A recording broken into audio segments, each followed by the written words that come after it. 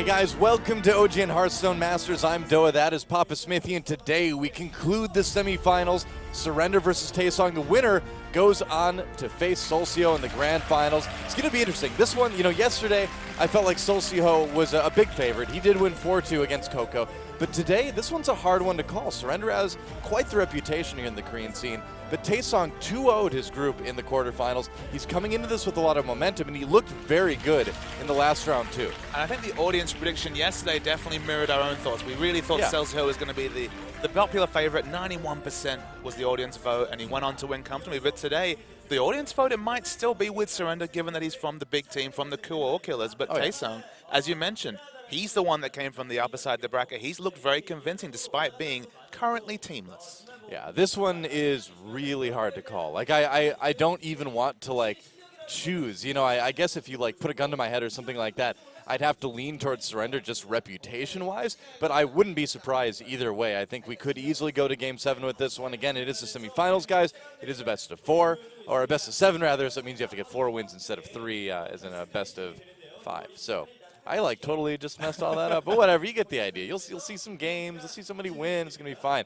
But yeah, Surrender on team Ku All Killers. Of course, if he wins, it's going to be the second time in a row that we've had 2 players from the same team in the grand finals. Solcio already there to defend his championship, so it's getting pretty exciting here. I don't know. It's going to be cool. Surrender's also unique in that he's built his reputation outside of OGN Hearthstone Masters, notably knocked out of the qualifiers by Dawn first time around. Almost got knocked out by Dawn this time. It took 3rd time's the charm to actually get through the lower bracket in his group, but still in with a big shake to make it to the finals. 2nd overall in those circuit points, just behind Solcio. I think it really shows you just how grueling the qualifiers can be for this tournament, because he had trouble making it through the qualifiers multiple times to get into OGN, and now finally the first time or not the first time, but the first time in a while that he does, here he is in the semifinals, really showing his strength too. But like you mentioned, he had a longer road to get here. He had to play in day 2 of the quarterfinals.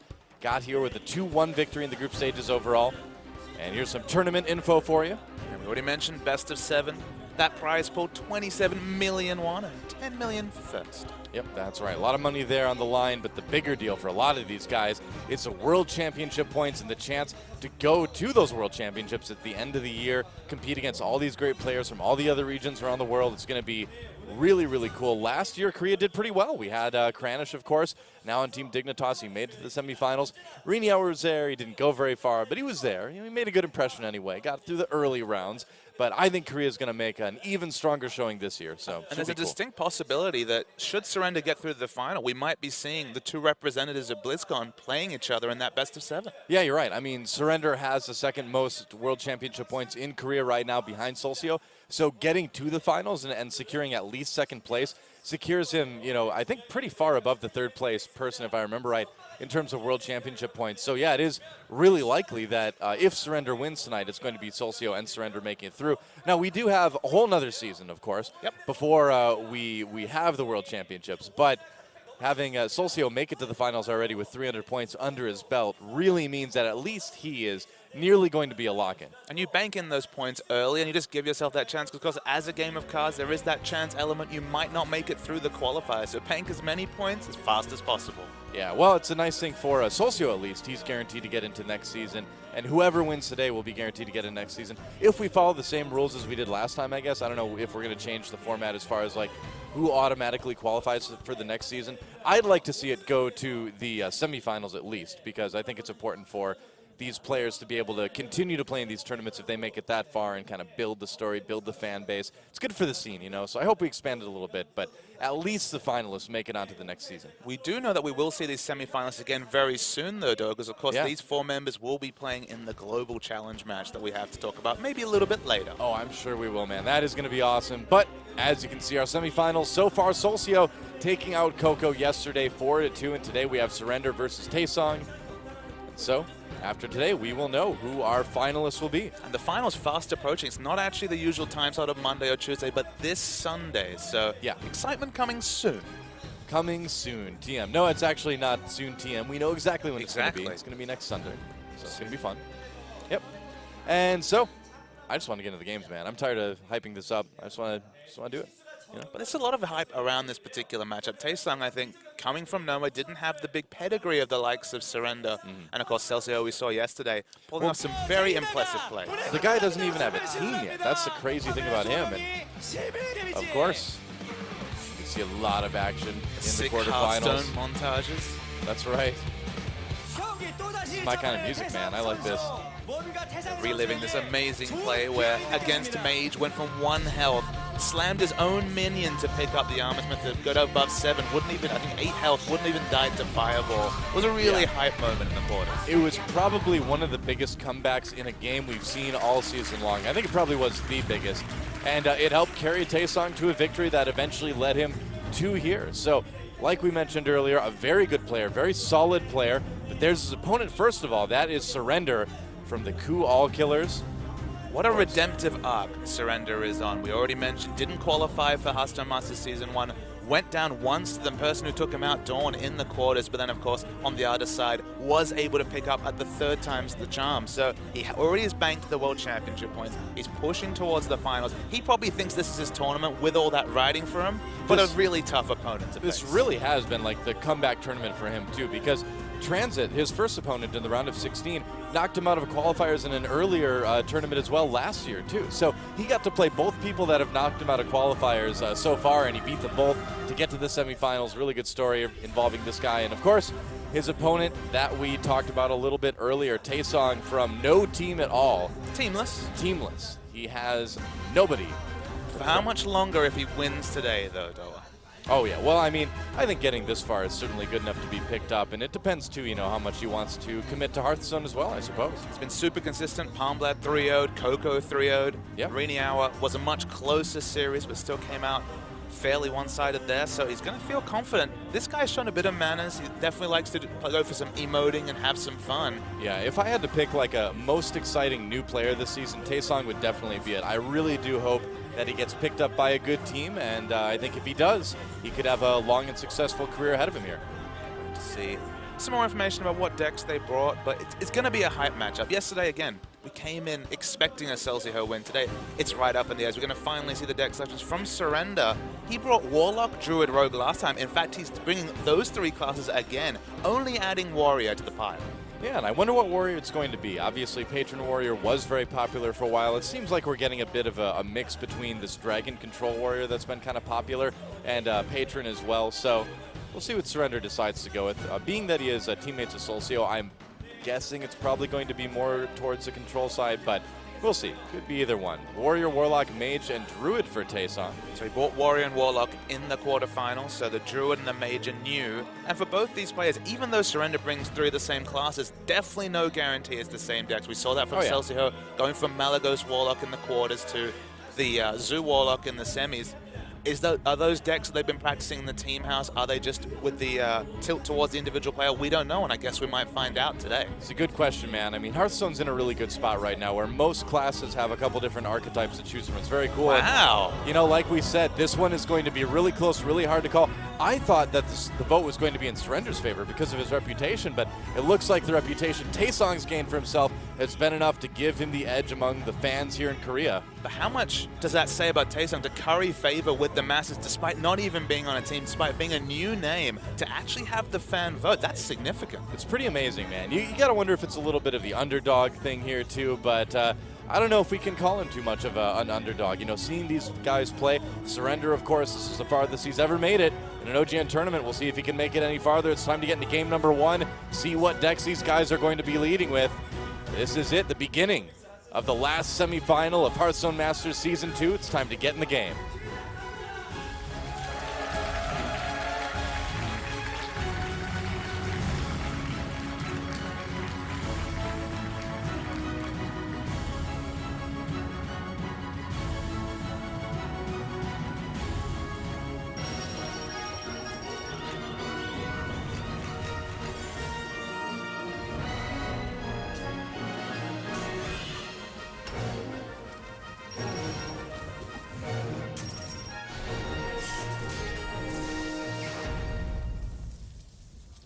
All right, let's see what we've got. Rogue versus Warrior. Okay. Interesting. I was kind of guessing Rogue versus Mage, but looks like Taesang's going to be leading out with the Warrior, but Surrender, I was kind of calling Rogue because I I would wager that he feels like this is his weakest deck out of the 4. And generally in Conquest, it's not the firm, set in stone rule, but a lot of people leaning towards starting with what you think is kind of the weakest to get that win out of the way and then move into what you feel more comfortable, a little bit stronger with. Notable that Taesang this time, of course, the Patron Warrior player we talked about will live on past this particular tournament, but he's actually going to be going Control Warrior. There is still a very small chance that it's Patron, but with his mulligans, heavy likelihood that this is Control Warrior. I think so, too. I think throwing back the Sharp Sword Oil isn't a bad idea. The backstab you may not need for Surrender, depending on if it's Patron or Control, might end up being a dead card. Because we see the piloted Shredder in there, I'm going to guess that he's cut the Violet Teacher. That's been a change a lot of people have been making because of the Patron Warrior matchup. And I think it's a good change. I think if you are not playing as Patron Warrior, maybe the Violet Teacher is a little bit more helpful. Helps you get those Tinker's Sharp Sword Oil turns off a little bit easier. But then again, the piloted Shredder with that Death Rattle kind of gives you that same utility in a little bit of a different way. So I like the change. Right now, I do prefer the piloted Shredder. And I think I'd go so far as to say the piloted Shredder version is more consistent because, of course, you might get that negative synergy with the Tinker Sharp Sword Oil. Go onto one of the apprentices that you summon and just miss out on 3 damage on a turn. So very true. Very true. Piloted Shredder, sticky minion, almost every deck runs it. So there's a reason why it's very much in the meta. Well, this Harrison Jones in Taesang's hand is going to be very nice. You saw he kept it. He didn't mulligan, even though it is at 5 mana. He knows he can stay safe, already up to 7 armor. And he could have a very, very big Harrison Jones turn here. So there's very different schools of thought on how to play Control Warrior on turn 3 if you have a shield block in hand. Some people would say don't use the card, just armor up, and of course have the shield block for a potential shield block, shield slam turn. He felt pressured enough to use it, and now, of course, will very quickly lose 4 of the armor that he picked up.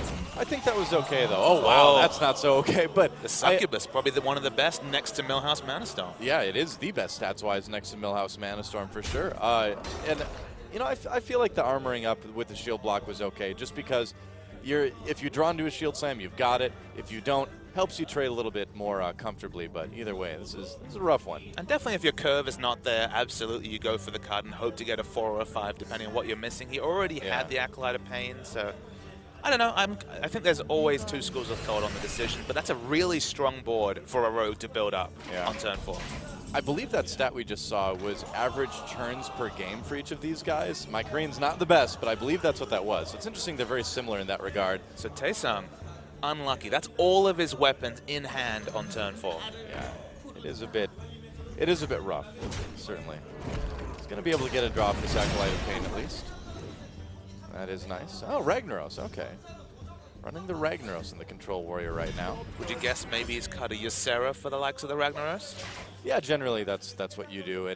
And Ragnaros is a little bit better against Rogue than Ysera is anyway. You do get that immediate bonus. It's not quite as bad if they sap your Ragnaros as if they sap your Ysera, It has the battle cry effectively, and yeah. In previous metas, it would have been very strong to deal with stealth targets, but not going to see so much stealth. Well, Ragnaros was always one of the very best cards against Miracle Rogue way back in the day. No concealing to be dealt with. Ragnaros was a percentage chance to heal that to hit that concealed minion. That's why it was pretty good. Yeah. Well, let's see what Surrender decides to do here. He's got a pretty good board at the moment. Just going to ignore the Acolyte. Not really worried about it running in. Couple of options here. I think Harrison's at potential, but he already has a fairly full hand. I don't know what he's going to be looking to draw in to improve it. Yeah, 8 cards in hand already, so he would be full if he played it. Where do you sit on Shield Maiden versus Sylvanas? I guess he doesn't have a Shield Slam. He may want to pair that with a Shield Slam, so maybe you hold on to the Shield Maiden. Where do you go? I agree. I think Sylvanas is a little bit stronger right now, just because it does deal with the board a little bit more effectively. I mean, yeah, they can trade it, but it's going to be tough for Surrender to trade into unless he draws into Sap, perhaps. Scary thing is that maybe not lethal, but potential lethal being threatened with the likes of a Sharp Sword Oil and the deadly poison. Yeah, it is true. It's a lot of... You got to take that risk, though, because you have to deal with the board at some point, right? Yep. And so gaining that armor later after you've taken damage from what's on the board by playing the slower Shield Maiden, I think is enough of risk that Sylvanas is a better play here. I agree. It's one of those things where you just have to play to win, though. You can't just play to turtle out If you play around the worst case scenario every time, you're likely to lose just because you're missing out on opportunities to do damage. Yeah, it's a really important thing to think about in Hearthstone is you have to, at some point in every game, you have to start playing to win. You can't play to not lose, you know, if that makes sense.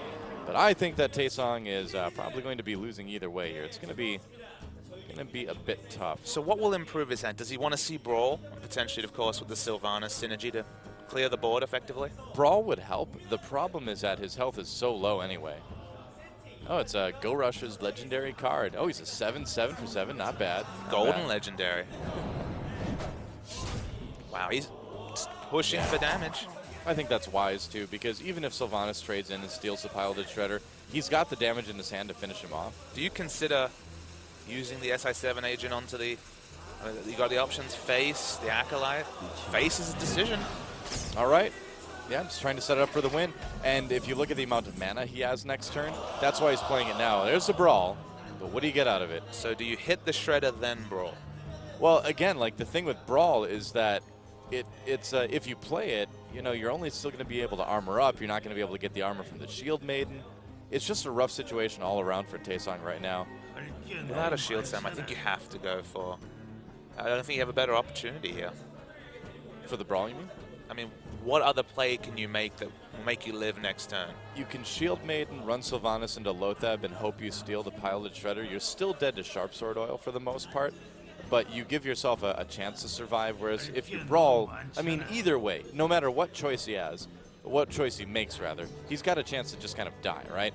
He may actually just want to Harrison and then run Sylvanas in, honestly, and then armor up. And we as the viewers know that there is 7 damage reach coming through with just playing any spell into Eviscerate and the Deadly Poison Dagger, so yeah, lethal will be out there if he chooses to Brawl. Well, that's why I'm kind of wondering about Harrison, honestly. Oh, jeez. Wow. Well... Really a worry of roping here as well. Yeah. Well, I'm sure he's just going to armor up after this.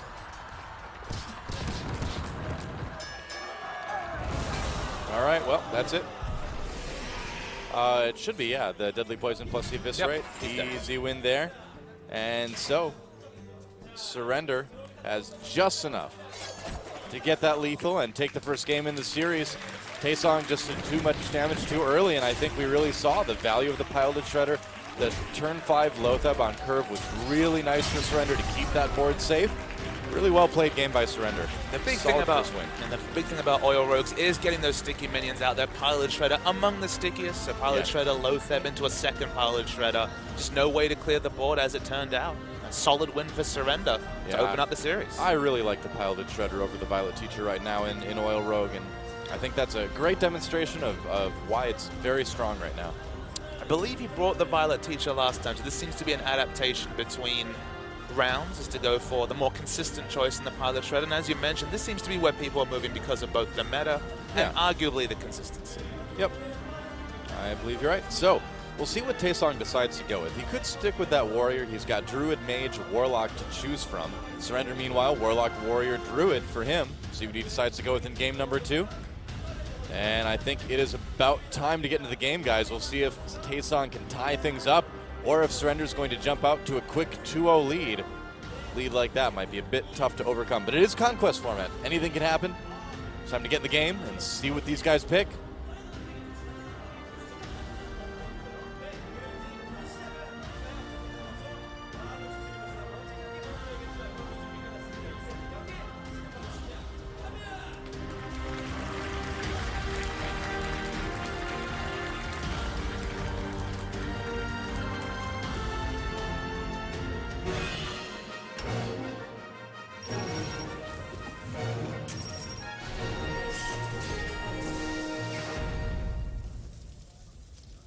All right, looks like it's going to be Warlock versus Mage. Cool. We'll see what kind of decks these guys have. Taesang, the only player bringing Mage this time, and it's Mech Mage, though. Yeah. Mech Mage against Zoo. Yeah, Demon Zoo. All right. I love Demon Zoo. I've been climbing the ladder with it pretty much all month. I was really burnt out on Zoo for a long time. Sure. But Demon Zoo just has so many little interesting decisions you can make turn to turn that it's really kind of grabbed my interest again in this archetype. It's effectively become the standard Zoo deck. You don't see a lot of the previous Zoo deck that honestly was in the meta with almost no changes since Haunted Creeper was introduced, to be honest. But now Demon Zoo with the likes of Bane of Doom, one of the new cards. That's probably my favorite of the new cards is Bane of Doom. A lot of hijinks with that card. Oh, I love Bane of Doom, yeah. I mean, in Demon Zoo, it's a little bit slower, but you've got, it feels like it's more versatile, and you've got just a little bit more reach, too, than traditional Zoo does. Surrender doesn't need much more of anything with a curve like he's been dealt. Yeah, that is pretty sick. So do you coin out the Knife Juggler? That's always the question, right? I say you do it. I say you go for the Knife Juggler. They always have the Frostbolt, though. They do, but this time they don't. I mean, he's going to draw into it. Of course, if the Knife Juggler gets played, Taesang will draw into the Frostbolt. It's inevitable. It's just the way the world works, guys, but I still say you do it.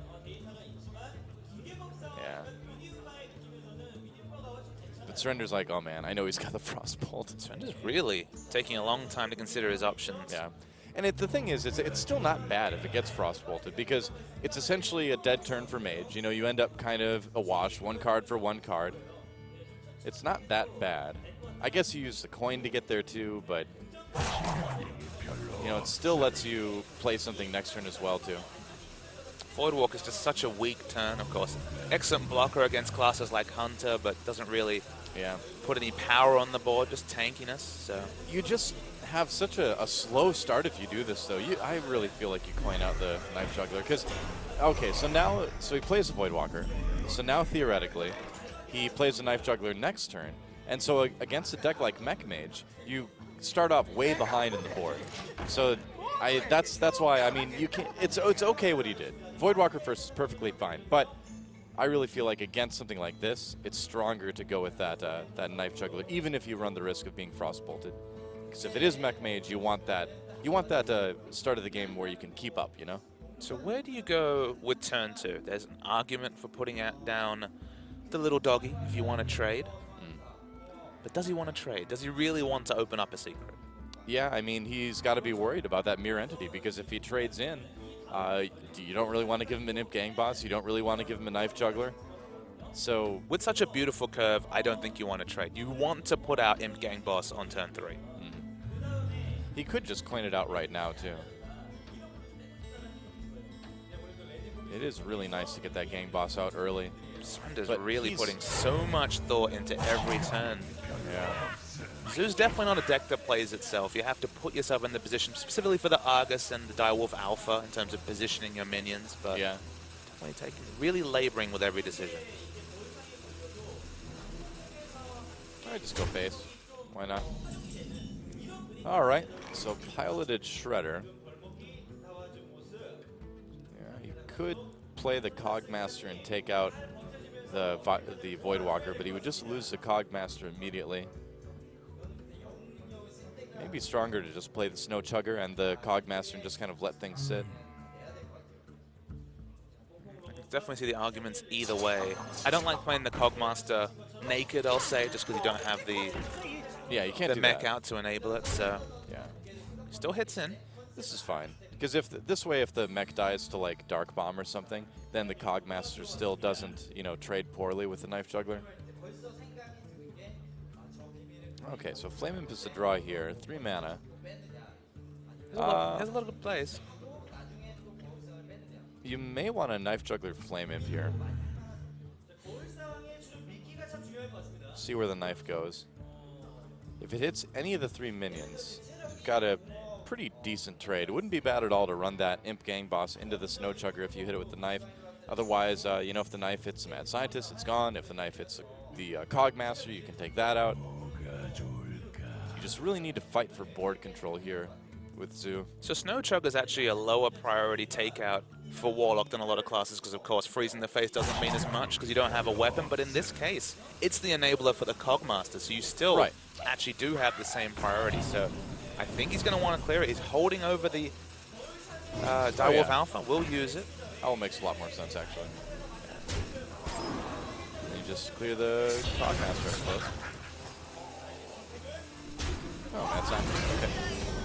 I mean, the Cogmaster only represents potentially 1 damage, but how often do they not have a mech going into turn 4, right? Interesting with the Direwolf Alpha positioning means he doesn't get the buff on any other cards instantly. Yeah. It does happen. So I think you have to develop something here. I think you cannot just Ice Blast ping. I think you have to develop. I mean, the argument's actually there. Is it Pilot Shredder or is it the really big body of the Water Elemental? I mean, I like Piloted Shredder just because you can trade into his Imp Gang Boss or something now, you know, or his Flame Imp. Hell, maybe even the Direwolf Alpha. Yeah, perhaps. I mean, either way you can trade up. Yeah, he's just going to go for the Flame Imp. Direwolf Alpha's not presenting too much of a problem right now. So he's definitely anticipating Mirror Entity. From Mage, we see maybe one Counterspell to Mirror Entity, but 2 or 3 secrets depending on the player. Yeah. Let's see. Yeah, I like the Defender. And the Direwolf Alpha, you know, it's kind of served its purpose. And Defender's definitely undercosted in terms of selfish stats. It's all about the buff that it gives to other minions. So giving away a 2-3, certainly not a big concern to what he anticipates to be the Mirror Entity. Yeah, exactly. Yeah, just giving him a vanilla 2-3 is pretty solid. Gets to keep the Wolf alive, and that is a really strong board for Surrender going into turn 5 here for Taesang. He's got that Tinkertown Technician. He's got the option, too, to Frostbolt and then Ping as well, but if he did that, he would still have a minimum of 3 minions on the board to deal with. Well, 2 at the end of the turn, I suppose, but I just feel if he keeps removing things and not developing. Yeah.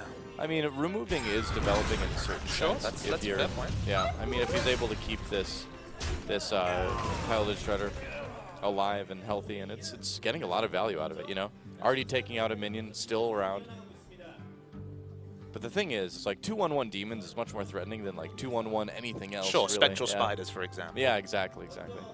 Or like Silverhand Recruits, right? Unless there's a Quartermaster hit the board. It's fun that both the Demon tag and the Silverhand Recruit became so much more relevant with the addition of cards like Quartermaster and Mage. Well, tribal stuff was always one of the most fun in other CCGs, and wow, that is really nice for Surrender. Getting that trade, he can really develop a pretty comfortable board now. Yeah, in fact, he could just put down that Haunted Creeper. That's definitely where you want to lead for the potential of so many knives next turn. The other option, too, is to play the Egg because you have that. I'm torn. I kind of like the Egg a little bit because you've got the Power of Overwhelming. You can get that 4/4 next turn and have a really good chance of taking out anything they put down from Mage. Sure. So that actually seems a little bit stronger, and he's going to go with that. Okay. You can still also get 2 knives next turn. Yeah, sure. Yeah, you can get quite a few. This turn probably plays itself. Spider Tank into the Tinkertown. I agree. I think it's pretty much the apparent play here. No big cuts from what we can see, just a single owl, but otherwise, yeah, exact list you'd expect from a Demon Zoo. Double Doomguard and no Sea Giant is the interesting change. It feels there. like Sea Giant started to be cut again. Obviously, that has the innate synergy with the Implosion, but it was always kind of a half and half include. Sure. I always liked it for single laddering. or double. Oh, it's definitely single, never a double. I think Sea Giant is good on ladder. I don't think it's as good in tournaments, though. When everyone and their mother is running a BGH. Yeah, exactly. Yep, and plus the trading just tends to be better, of course, in a tournament situation, so you have less opportunities to get good value out of that Sea Giant. But you will get good value out of this Nerubian Egg, that's for sure.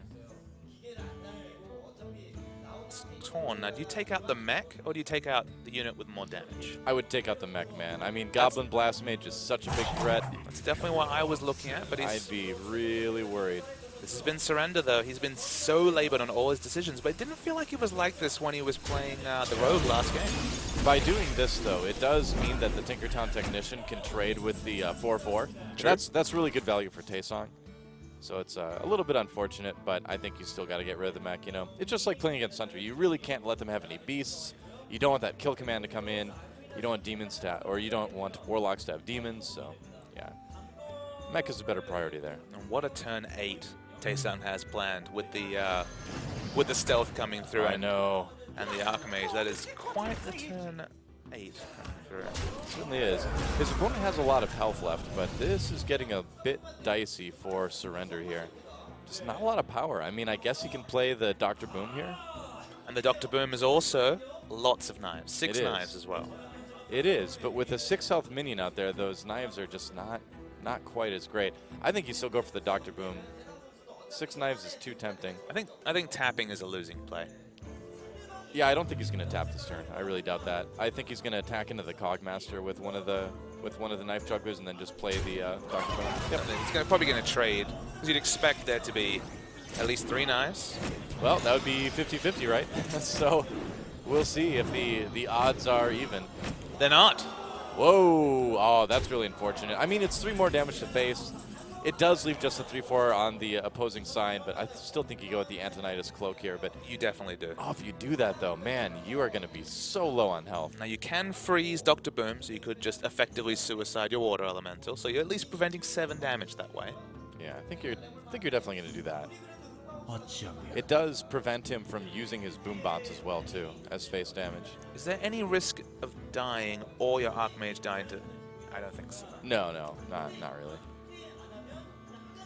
Nope, not unless he gets like 14 knives or something like that. Or power overwhelming one of your boom bots and have it hit the Antonidas as well. Well, if the Antonidas is cloaked, it's not going to... Well, I mean, from the exploding boom bot. Oh, I see what you mean, yeah. There could be some real shenanigans. Well, no, this is why you want to run the Water Elemental into Dr. Boom, right? So that can't happen. Because you're right, that is kind of the only danger that Antonidas would face. So the trouble is that Surrender's still got a lot of health left. So even a cloaked Antonidas turn is only going to result in 12 damage the next turn maximum. And then what do you do with all this stuff on the board? This is the question I don't have the answer for. Yeah, it's going to be tough. Yeah, he's definitely going to run to the Dr. Boom here. Yeah, got to do that. All right, well, Taesang doing everything he can. What does Solcio have here? Shows 8 damage. Yeah, that's right. 8 plus 2 from the Abusive Sergeant, so he's got 10. It's definitely time to tap. Yeah, I think you definitely need to drop that Voidwalker too this turn as well, too, just to make sure you don't have any extra damage coming in from the Antonidas. Make sure that Dr. Boom stays a bit safer. In the worst case scenario, the reach we're looking at is realistically the 17 damage reach from double Fireball Antonidas. Right. Bane of Doom. And this is where you could get cute with Bane of Dooming a Boombot. Yeah, you could still play the Voidwalker. Could you draw into lethal? I don't think so. Well, if he gets like a Doomguard, no, I still don't think that would be lethal. He's going to Bane of Doom it, yeah. Here we go. It's so nice because you've still got the Voidwalker. What does it give him? Whoa! All right. Oh, and 4 damage with the Boombot. Very nice. Very nice. Draxus is pretty It's time to there. throw out cards. Yeah, you gotta play the Voidwalker. And you just go to face. Surrender looking in really good shape here. There's just not enough damage coming in, even with the Fireball draw. I guess you Fireball Dr. Boom here. But the sad thing is, though, Fireball's a dead draw. He would have got a Fireball if he wanted one with the Fireball in hand. Very true, yeah. It doesn't actually give him any new options. He's so dead. Even if you Fireball Dr. Boom, yeah, there's still way more damage than Taesang can deal with. So this is going to be another game going to Surrender. So a 2-0 for our Ku All Killers player coming in here. And that is it. The concede from Taesang. And Surrender moves up to the 2-0. Yeah, jumping out to a tour lead was much more labored in his thought process. We're just able to open up a board, and there was nothing Mage could do. This is another reason why I'm really liking Demon Zoo right now, especially on ladder, is because you're still seeing, at least on the Korean server anyway, you're still seeing a lot of Mages, and I feel like Demon Zoo just handles it so well in most cases. It was a little bit scary at the beginning there for Surrender, but he played out the rest of it extremely well, even with some inopportune knives, and was able to get the win. It feels like Taesang hasn't been able to build a board in 2 games in a row, and Surrender definitely opened up massive board leads, and there was just nothing that Taesang had option to. They just didn't have any clear to be able to really impact the board state. I mean, it is Conquest format, so Taesang still doesn't have a lot to be worried about just yet. See him kind of nodding. He doesn't look too worried here, man. I mean, he's still got strong decks to bring against Surrender, and the question is, what kind of warrior, what kind of Druid does Surrender have? Well, we're going to find out right now as we go into game number 3 between Surrender and Taesang. Taesang looking to start the comeback. Can he do it?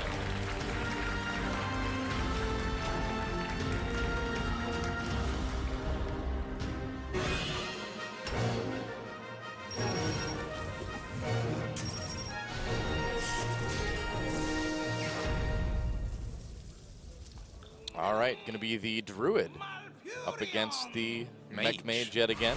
So sticking with the Mage. Yeah. There's the Goblin Blast Mage he was praying for last game. Would have been nice. Would have been nice. Yeah, Surrender did a good job of controlling the mechs too. Now that is a Mech Mage hand. That is the start of a hand. Yeah, that is a pretty awesome hand. Wow. Definitely don't mulling away Keeper of the Grove against Zoo or many decks, with the Innovate especially. Very clean removal on turn 2. The only way that could be more ideal is if that Snow Chugger was a Noyatron. Then you would have a pretty safe, pretty scary hand. I mean, then we could see Mech Warper into a Noyatron kind of hijinks as well. Oh yeah, of course, yeah. Either way, man, just what he's got right now is still really, really strong.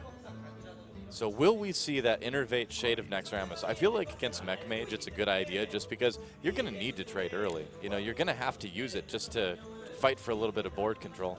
I guess it's one of those things where, against Zoo, for example, you really want to have a turn 2 Keeper of the Grove come through because there's a lot of 2 health minions like Knife Juggler that you really want to remove. But against Mage in particular, the only minion that's 2 health that you have, so the only minion that you have a real priority removal early will be something like a Mech Warper, and even in that case, Druid the Claw doesn't really offer that much.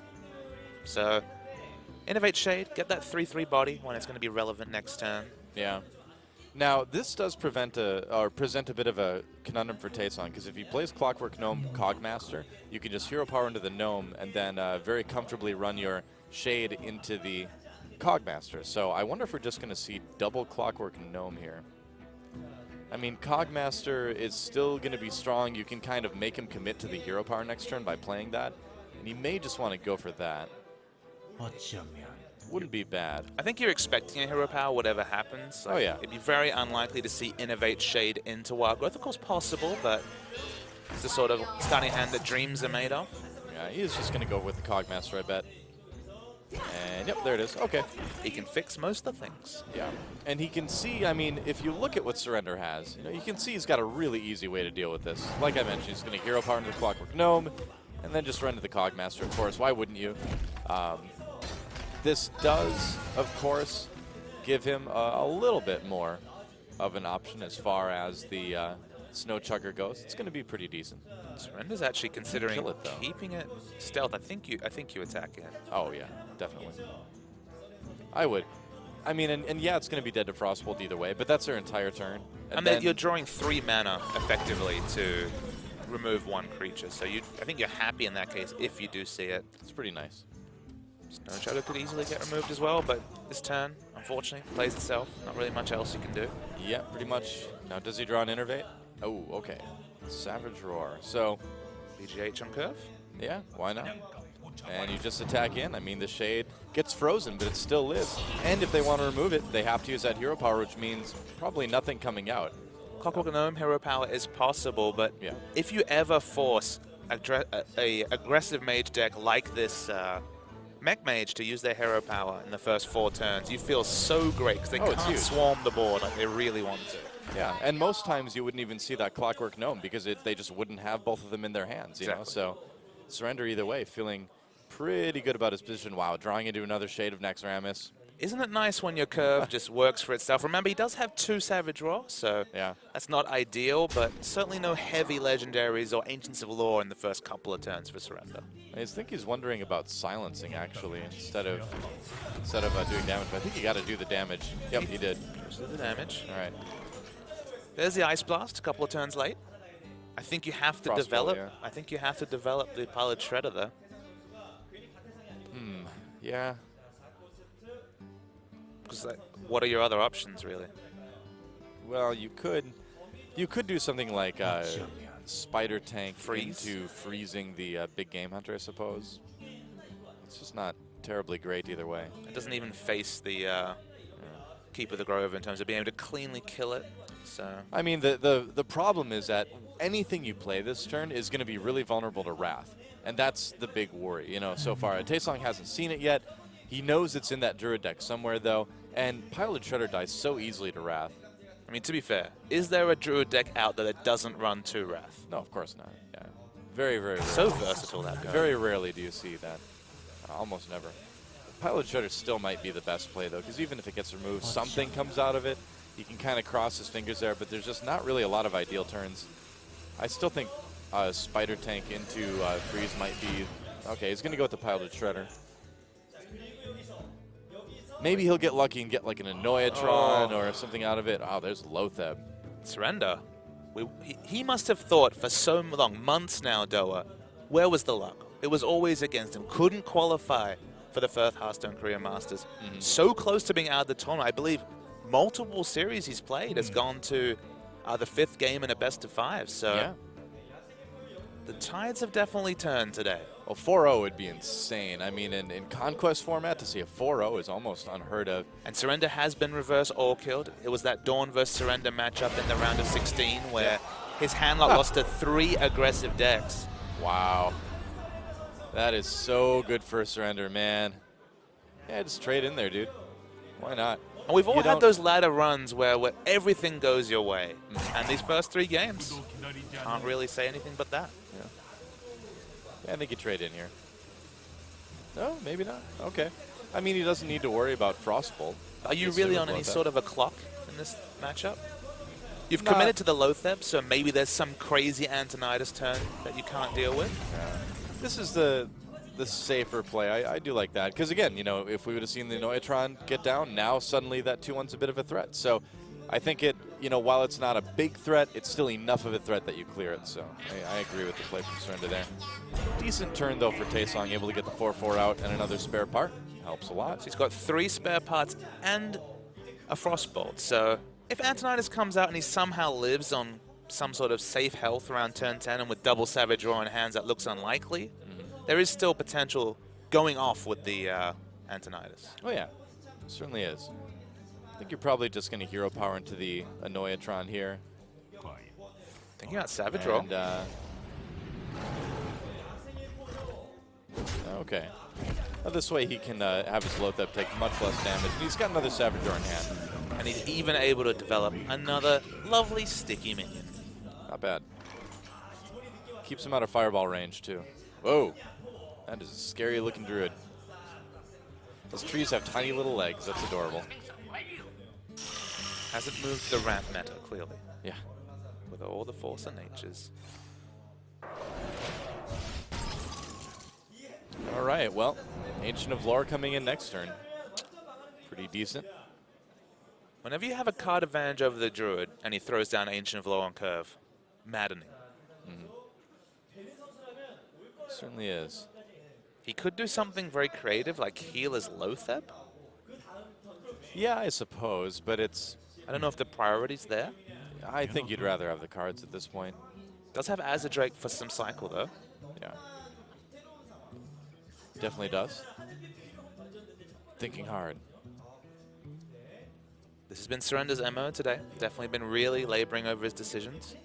He's a good player, and he's known to take as much time as like anyone in Korea does. He's known for going to rope nearly every turn. Is he the life coach of Korea? He's been called that, yeah. People have been, they compare him to life coach in terms of the amount of time he takes to make his decisions. He's certainly not thinking about healing himself. He is thinking about the play I mentioned, healing the Lotheb. You know, with the Azure Drake providing draw, I could see it. Yeah, it's really interesting. Oh, okay. He's going to do it. Cool. All right. I like it. It's interesting. I think if you didn't have the Azure Drake, it's too much. But the Fireball, of course, he can't kill the Ancient of Lore this turn. He's going to kill one of the 2, but he can definitely deal with this board state very well. Yeah, I mean, the emergency coolant doesn't do damage, so it takes away from possible Antonidas turns. And honestly, like Surrender, yeah, he's losing his board, but he's got to be thinking to himself, all right, well, there's a Fireball I don't need to worry about. But I mean, Taesang just hasn't got the minions. Like all he has in his hand was spells. So Swipe. Uses so many of them. Swipes very clean. Doesn't have mana for it this turn, though. Yeah. Do you just Wild Growth and get 10, or are you keeping that for cycle as well? Oh, yeah, I think you keep it for cycle at this point. You need the draw. Looking at the list provided, of course, no semblance of board clear in a Mech Mage. Yeah, just a little bit of an interesting variation where we've got the 1 Water Elemental in there. 6 health at non-turn 4. Very hard to deal with. So some matchups where that's valuable. It is nice, yeah. Okay. Piloted Shredder. Was really looking for a little bit more board clear, though. But Piloted Shredder is still a strong card. And the Antonidas turn is basically abandoned at this point. Yeah, there's really no going back at this point. Can take out the Azure Drake at least with this. Oh, actually, well, I mean, it is that time where it's kind of do or die, right? You know you're dead to the combo if they have it. Actually, it's not quite dead. When Lothar becomes unfrozen, he's double swipe. Oh, man. And remember, these are 5 damage swipes as well. Yeah. Do you just go to face? You could do 14 damage to face. Yeah, I think you clear the board because you've got that Savage. Wow. Right? Oh, wow. Good thing he's got a 5 damage swipe. Huh? Yeah. Man. Surrender. All the luck. Yeah, no kidding. And, you know, there are times when you feel great about putting out a water elemental. It's a slow card. And it's definitely feeling it here. Yeah. So is this lethal? That'll be 7 plus 13, 6, 15 damage showing. 16 damage with hero power. Yeah.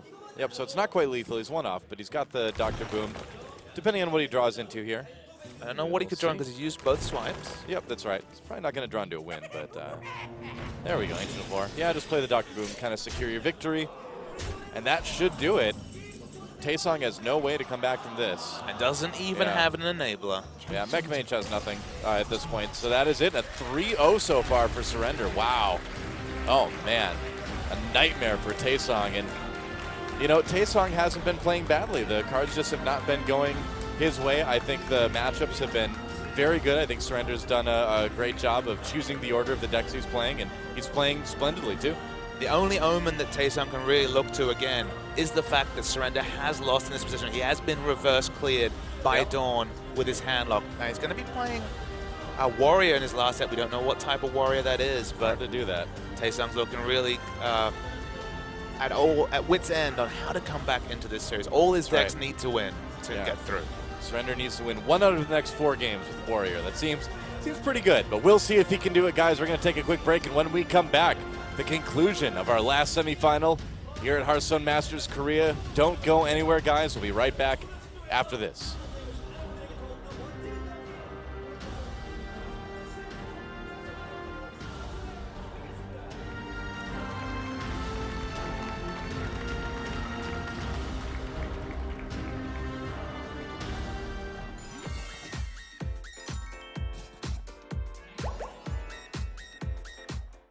네, 안녕하세요. 박태민입니다. 저는 지금 아오리 김민영 양의 집 앞에 와 있습니다. 저쪽에는 강아지가 짖고 있고요.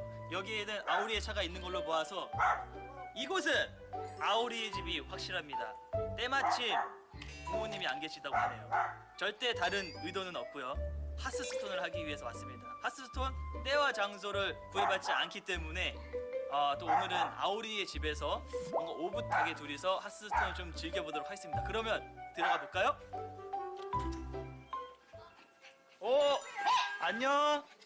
강아지가 우리를 반겨주고 있어. 반기는 거 맞지?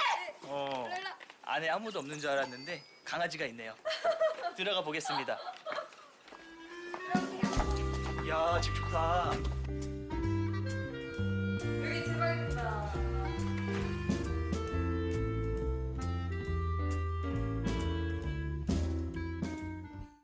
와. 약간 정신병자의 방 같은 느낌? 왜 이렇게 하얘? 집 방이? 여기 앉아. 약간 좀 결벽증 있니? 아니요, 저 하얀 거 좋아해요. 여기 양 띄어가지고 양도 있고요. 또 여러분께 보여드릴 이 양. 하스스톤 카드. 제가 또 이게 뭘까요? 그때 이거 사고 나서 받고 나서 뭔가 좀 이렇게 뭐 시즌 하겠다고. 2 때 제가 우승을 해가지고 받은 하스스톤 황금 카드 있다. 우리 이걸로 뭐 해준다더니 뭐 이렇게 소식이 없어. 한번 모입시다. 완전 예쁘지 않아요? 내가 라라 언니 이겼었는데 아무도 그걸 기억을 못해. 그래? 제가 이겼습니다, 여러분. 민야 좀 이렇게 앉아줄까? 민야이가 제가 또 실제키가 좀 다르니까. 네, 또 실제키가 공개됐네요. 네. 안돼. 네. 그럼 이제 오빠 뭐 게임하러 왔나? 벌써? 벌써 게임을 해? 자, 그럼 또 오늘 우리가 하스스톤을 또 빼먹을 수가 없잖아? 응. 하스스톤 한번 하자. 좋아. 오늘은 네. 또 저번에 검은 바위산 카드를 넣은 덱을 준비를 해온다고 했잖아. 맞아요. 그래서 내가 덱을 준비를 해왔어. 오늘의 덱은 바로 이름하여 손님 전사. 어떻게 알아 네가? 여기 써 있어요. 손님 전사. 오. 내가 오빠가 오늘 또 손님으로 왔다 그래서 손님 전사 준비해온 건 아니고. 와. 이 손님 전사가 요즘에 또 대세덱이고 네네. 검은 바위상 카드가 들어가니까 준비를 해왔어. 그니까요. 이거 진짜 궁금했어요, 저. 일단 이 손님 전사는 가장 포인트가 되는 카드들이 전쟁 노래 사령관 그리고 당연히 손님 전사니까 험상궂은 손님 그리고 거품 부는 광전사. 오. 왜냐하면 네. 이 손님과 네. 전쟁 노래 사령관으로 돌진을 해서 한 번에 막 데미지를 20 데미지 넘게 줄 수가 있어. 이런 게 이 덱의 좀 장점이고 또 이게 우리 그 마스터즈 코리아 지금 4강에 올라간 태상 선수의 선수. 덱이야. 운명의 소용돌이 나가요. 다들 모여. 아마 듣기 싫은 소리일 수도 있어요. 누군가에게는. 똑같은 그러면- 덱을 준비를 해왔지. 그러니까 어마어마한 덱이구만. 그러니까 우리가 좀 이게 복귀를 해보는 느낌도 있을 것 같고 네네. 좋을 것 같아. 좋아요, 좋아요. 한번 해볼까? 네, 완전 배우고 싶어요. 자, 해보자. 싹.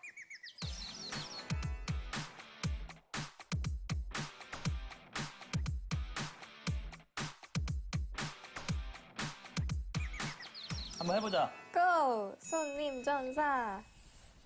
또 이게 원래 이 대세덱은 또 한번 해줘야 돼. 그러니까요. 우리가 이제 대세덱을 궁금했어요. 한번 이거 어떻게 해야 잘할 그동안 뭐 수 사기덱만 한다 뭐라 그러는데 오늘은 좀 제대로 된 사기덱으로 한번. 사기덱 오브 사기덱. 죽음의 이빨은 언제나 키카드야. 음. 그러니까 죽음의 이빨로 시작을 해서 죽투더 전쟁 노래 사령관 투더 손님 이거거든. 죽투더 세트예요? 그 세 개가? 죽투더 전투더 손. 아, 나 진짜 죽투더 전투더님 뭐 이런 거. 안색이다. 그치, 사랑아? 태상 선수의 덱은 뭐가 다르냐면 좀 드로우 카드가 더 많이 들어가 있어. 다른 덱에 비해서. 뭐 하늘빛 비룡도 있고 전리품 수집가 거기에다가 근데 손님이 나왔다. 또 고통의 수행사제 벽돌 되게 많이 들어간단 말이야. 탈로스도 있고 과감하게 갈까요? 나가는 거지. 이제 그렇지. 손님, 꾸고씨. 혹시라도 비밀이 있을 수 있으니까 비밀 없을 것 같은데. 이러면은 이게 사기야. 말도 안 이게 된다. 말이 돼? 계속 나오고 안 걸리게. 근데 이게 신성화에 한 번에 다 제거된다는 된다는 함정이 있어. 함정은 있지만 네. 잘 봐. 우와. 얘를 제거를 못해. 신성화를 써도. 오, 그럼 또 나오고. 얘가 죽지 않으면 얘가 또 나와. 또 나오고. 피해를 입으면. 와, 진짜 피곤한 스타일이네. 그리고 여기에서 만약에 필드를 정리 안 하면 광전사가 나간단 말이야. 그리고 소용돌이 한 방이면 진짜 한 번에 한 40딜 넣을 수 있어. 우와! 진짜. 근데 신성하네. 신성화. 근데 신성화 써도 하나가 살아남으니까 신성화 2방만 아니면 되거든? 근데 신성화 2방. 잘 봐. 네, 이러고 보여주세요. 4장을 뽑으면 둘, 넷, 여섯 안 터지거든? 그게 훨씬 더 확률이 높을 것 같아. 이러면은 4장을 뽑을 수 있어. 여기 소용돌이만 찾으면 되거든? 제발, 마지막! 안 나온 거니 지금? 어이가 없네. 빨리 받쳐 태우지 말고. 무기를 달아서 근데 원래 이게 받칠 타워는 좀 생각 많이 해야 되는 거라 타오리상 가요. 타워리상 가고 여기다 쓰고 이거로 이렇게 잡고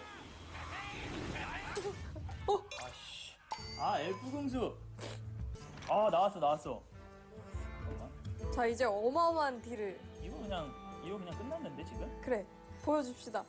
근데 이게 좀 사실 소용돌이 이런 게 있었으면은 더 멋있다. 더 확실하게 끝나는 건데 와. 이야 오늘 진짜 근데 손님 지대로 보여주는데요? 사기 그지? 되게 어려운 것 어렵지. 같아요. 그러니까 네. 이게 좀 계산을 많이 해서 그러니까. 생각을 많이 해야 돼. 왜냐면 이게 경우의 수가 되게 여러 가지가 있어. 나도 한번 도전해보긴 해야겠다. 한번 해볼래 지금? 네. 저 무시하시는 거예요? 아 진짜 해볼 거야? 아니, 나중에 해볼게요, 나중에. 네, 지금까지 아우리와? 세팅에 하스스톤 밀린진도 따라잡기를 시청해주셔서 감사드리고요. 네. 사실 이번에 이제 촬영하면서 되게 좀 고충도 굉장히 많았습니다.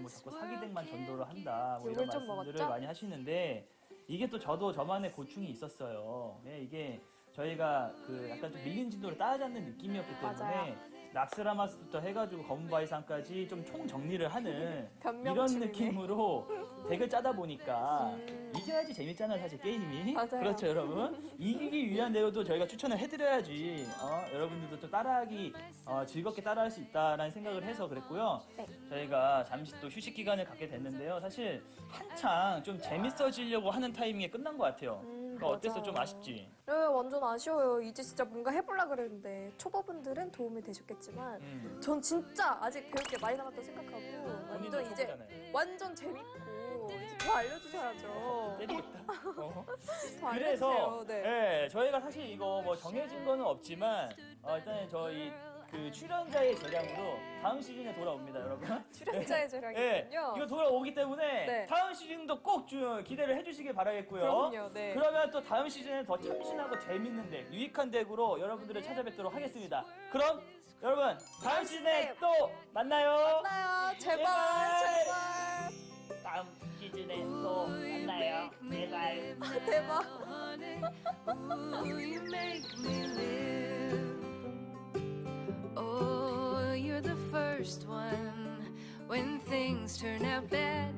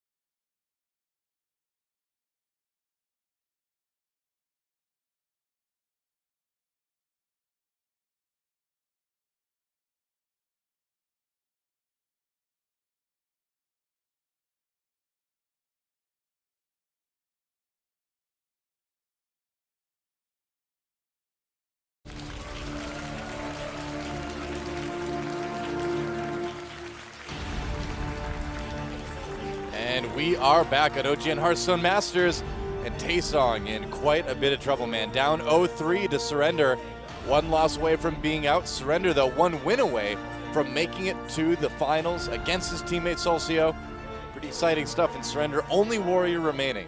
And if this was an anime duo, this would be the ultimate redemptive arc. Sitting away on the sidelines, wishing he could make it through first to Hearthstone Masters Korea, and almost not even qualifying for any of the knockout stages. Dawn, his big enemy, finally conquered on the third attempt, and now against Taesang in a wonderful position, and Taesang is having a nap.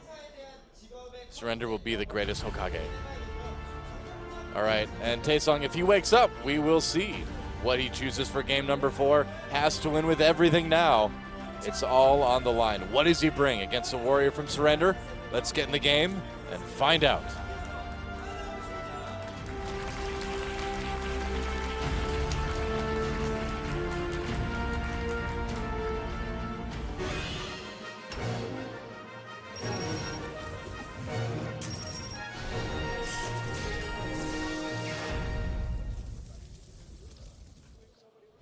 All right, it is going to be Warlock, and you would have to wonder if it's going to be Handlock in that case. That he thinks maybe it's Patron Warrior he's running into. It will be the Handlock, it looks like, from Taesang, and it will be that Patron Warrior from Surrender. So it's a good matchup for Taesang right off the bat. Now, it could still be Malygos Warlock. It's unlikely, but with the cards shown, there's nothing to completely eliminate Malygos Warlock. That is true, yeah. In both cases, strong against Patron Warrior. Yeah. Yeah, Malygos slightly less so, but still pretty good. Yeah, I don't know if you keep those two. I don't think you keep. It's not the greatest draw for Surrender. But you do definitely want both of those cards to beat a Handlock, that's for sure. He's just wondering, well, what if it's Zoo? You know, if it's Zoo, my hand is not great. So by keeping the Slam and by keeping these two things, he's got stuff that's like okay against both, but a pretty weak hand regardless starting off. Slam, you know, you can use it to take us in. Oh, he draws into the Armor Smith, that's something. And speaking of drawing into something, it's pretty good. No sign of an execute yet. That's probably the cleanest way the Warrior has to deal with it. It's pretty strong to be able to turn 4 Mountain Giant into turn 5 Lothar. That is pretty good. Tap, tap, tap. I would imagine that is what we'll see. And so Surrender's hopes really do lie on a big Frothing Berserker combo. That's how you beat Handlock. You know, you need to have some sort of big burst from hand. The Grim Patrons aren't quite as reliable, except to force out a little bit of AoE or something. And we don't know how many Hellfires are being run. Could be the single, could be double. Yeah.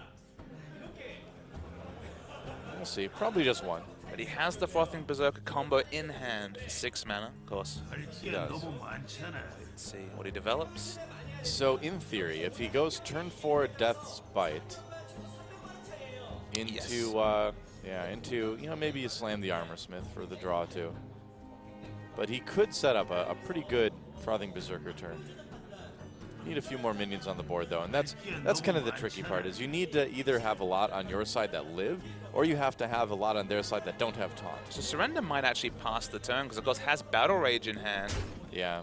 He wants to take damage, so it opens up the Battle Rage. You don't really want to armor up when you're at full health as a Patron Warrior. It completely gives away that he is Patron Warrior if That's he doesn't true. armor up. He's just going to go ahead and play the Death's Bite now. So at least there's a little bit of ambiguity, but let's be real. He knows it's Patron Warrior at this point. Yeah. Does he attack? It looks like he's going to hold off on that. It's on a Harrison, but Mountain Giant turn is definitely here. Yep. I would say so. Oh, Warlock. He loves perfectly cut pieces of steak. Don't we all? Oh, yes, we do. Hard to get like really good Western-style steak in Korea, though. So how much are you willing to invest in killing this Mountain Giant? No Shield Slam. In this case, it wouldn't actually be enough. No Execute. Probably just cleaner. want to slam the Mountain Giant and see what you draw into. Seems like the most clean play. Yeah, crossing his fingers for an Execute here. We'll see if he gets it. Well, with the way Surrender's been playing today. Yeah, seriously. Cruel Taskmaster. So The Frothing Berserker turn's looking very formidable, but for now, Cruel Taskmaster is so expensive, though, at 2 mana to fit into a big combo turn that we'll probably see true. him do it to the Armor Smith instead. you could see him kill the Mountain Giant, but he'll have to use a lot to do it. Yeah. Yeah, he will. It does enable a Battle Rage, though. Part of a combo. Yep, there's a Battle Rage. We'll see what he draws into. Unfortunately, no more mana for Execute, but he does draw into a Whirlwind. And awkwardly, execute. Yeah. Is he going to go for the Mountain Giant? That would be... Or is he going to go to face? Because if you go into the Mountain Giant, you don't have that armor for the next few turns, but you do get rid of it. I think you do kind of have to take out the Mountain Giant. You can always use the Execute later. Plus, you've invested so much into that card that executing it now is kind of bad. So, all right. Those Dust Devils look like a Dust Devil. I don't know. I had some guy do a double Dust Devil opener on me on the ladder today. He did not have much mana the next turn. Nope. And then I just played an Anoyatron, and he was very sad. Was that on the NA ladder or the Korean ladder? That was NA. I haven't played on NA all month until today, so I was just messing around. So Lotheb can be cleared obviously very cleanly, but do you actually put out the Frothing Berserker here? Well, that's kind of creepy, man. Yeah. I think he's saying it's fun to hang out or something like that. I'm terrible at reading. So given that Frothing Berserker is his primary win condition, is it too risky to just throw out Frothing Berserker and end up with a 3/3 Frothing Berserker? Yeah, I would say definitely, because the Lotheb's, Lotheb's not going to clear it, but Dark Bomb can kill it. Yep. You know, there's just a lot of ways to deal with it. So yeah. And given that you're hoping for what, like a 14 damage to face Frothing Berserker, yeah. Then he just can't really develop much. I guess you just throw out the weapon and armor up. Well, the trouble is too is that if you leave it out, you're going to run the risk of having it get taunt as well, which is probably what's going to happen. So double execute. Wow, that is a sick turn, man. Mountain Giant into Sun Fury Protector. Double execute though. It's very strong. It is double execute, yeah. But still, I mean, looking at it from Taesang's perspective, yeah, you could definitely do that. Oh. Zero mana. It's a Taesang pose. Thinking hard. And this is the part where you have the dream turn. It's exactly what you wanted to see off the top in the Mountain Giant, and then executes aplenty. Could Thor's in here too. Yeah, with not a lot of threat on the board, I think you do. All right, now going into turn 6, it's still not a big Frothing Berserker turn yet. A couple turns it will be, but not right now. So you're going to play Clear Duty again, but you still don't have a minion to develop, though. Yeah, the thing is, it's going to be like a turn 10 turn, because he's going to need to play both the executes to get rid of the taunts. Man. Surrender's just not getting anything going. Doesn't have the sticky minions that he had in his rogue game turn 1. You really just have to armor up here. I mean, you have to try to wait it out for the combo. But it's going to take too many turns. I mean, he's on essentially a 2-turn clock here. Can he... He has to clear the board, right? He has to take the 5 damage and clear the board. You may have to, but it gives up so much. I mean, and this is why this matchup is just so ridiculously hard for Patron Warrior, is that you can't build up to the combo very well, while at the same time, handling the board, handling these big minions coming out of handlock. That's the question. He very, very highly prioritizes the Whirlwind effect, and as you mentioned, has his only win condition, but another Taunt Giver has a 1-mana Sun Fury as well. Yeah. He could Mountain Giant, Defender of Argus, and then double Mortal Coil, this Taskmaster. That's a turn. It's not bad, actually. You can draw. He feels icky. That is the buffest Leper Gnome I've ever seen, man. Leper Gnome works out, exactly. I know. It's got some serious muscles. All right, here we go. And he's actually going to commit to the cycle. Yep. Waiting for that Defender until after he sees what he draws.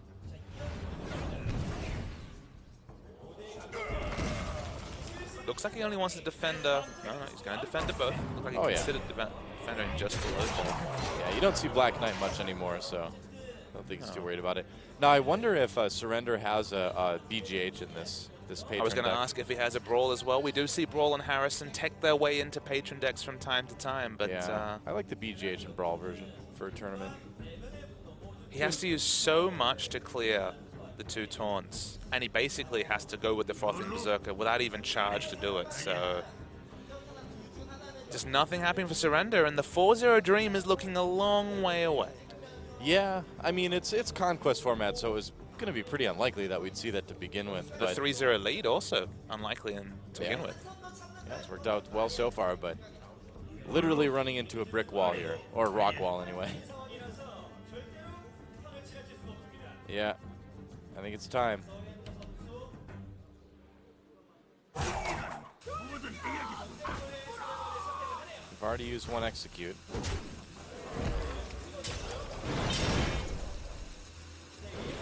Battle raging. Draw.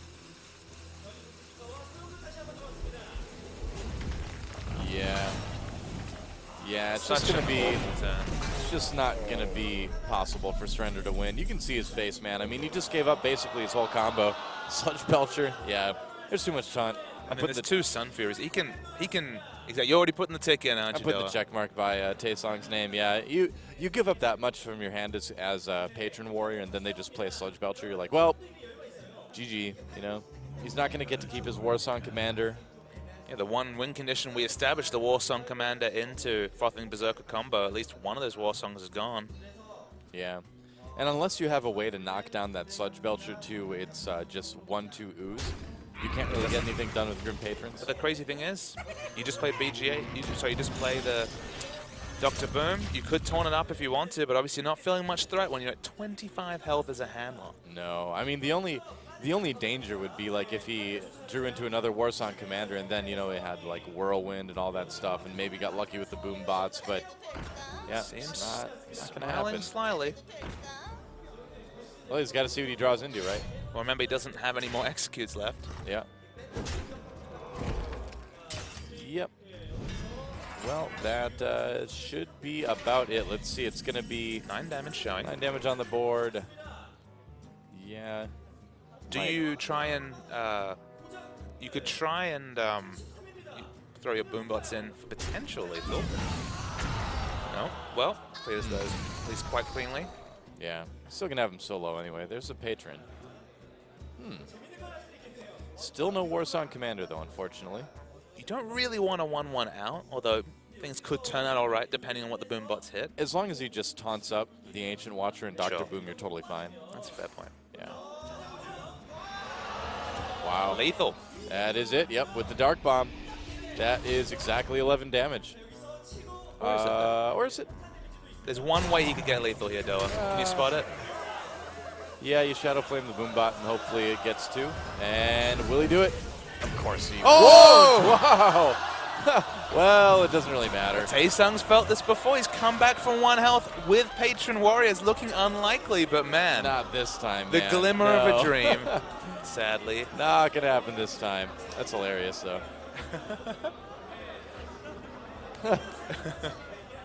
Yeah, well, here's where he just surrendered. He can throw out some blood and plunder. Yeah, he could. He could, but then his opponent just, Kills him. yeah. The second patron, so cruel. It's tough. At least he's got a cool armor up animation, right? Will there be honorable Sudoku today? I doubt it. You No. gotta play to the bitter end here. He's well, I mean, technically, you can't kill him this turn. Not yet. Yeah, well, he can maybe life tap into something. Yep. Sludge Belcher. So the surrender gets another turn, and you know, in order to do this, you lower your Dr. Boom, you lower one of your taunts to 4 health.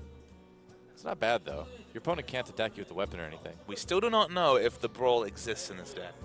Yeah, if it does, that could change everything. But it's so expensive to brawl anyway, you can't win off it. So I don't think that Taesang has a lot to worry about at this point. He seems bemused, nonetheless. Yeah.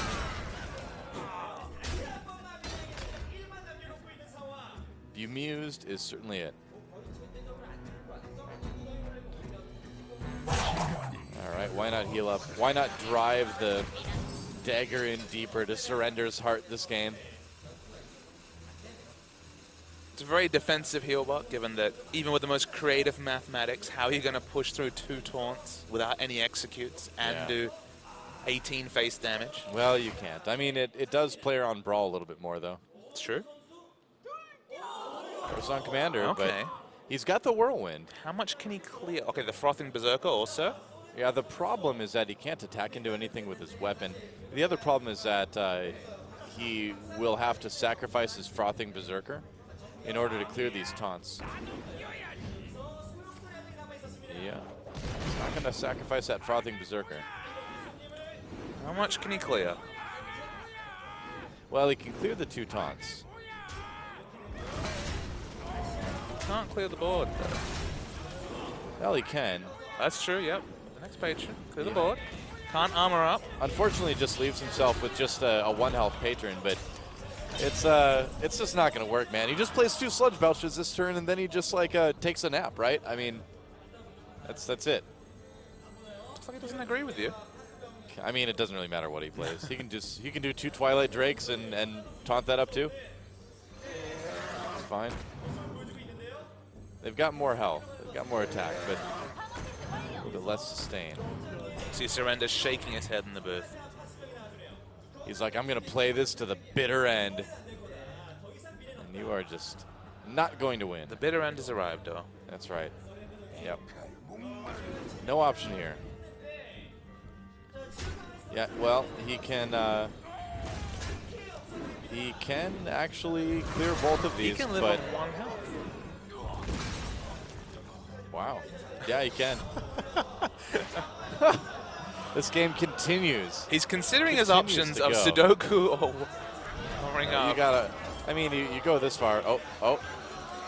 He's gonna clear the minion too? Wow, look at that. This is like Magni the Ever-Living, man. I don't know, I've never seen a game go like this, but yeah, there we go. Slams There the you go. double Sludge Belcher. The play that could have ended the game last turn, by the way. There it is, okay. All right, that is it. So, Surrender really makes Taesang work for it, but Taesang gets his first win of the match with Warlock.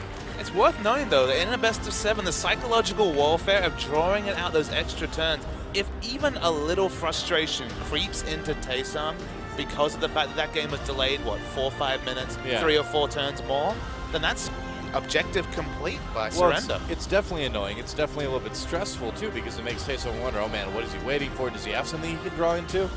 And But- he slammed down those double Sludge Belchers pretty angrily last turn. Yeah. And I mean, Surrender's got Druid, Mage, and Warrior to get a win with his Patron Warrior. Especially with that Druid in there, especially with that Mech Mage in there. It's looking still very good for Surrender, but we will see what happens as we move into game number 5 here. Patron Warrior of Surrender versus whatever Taesang decides to bring. Let's get in the game and see what happens.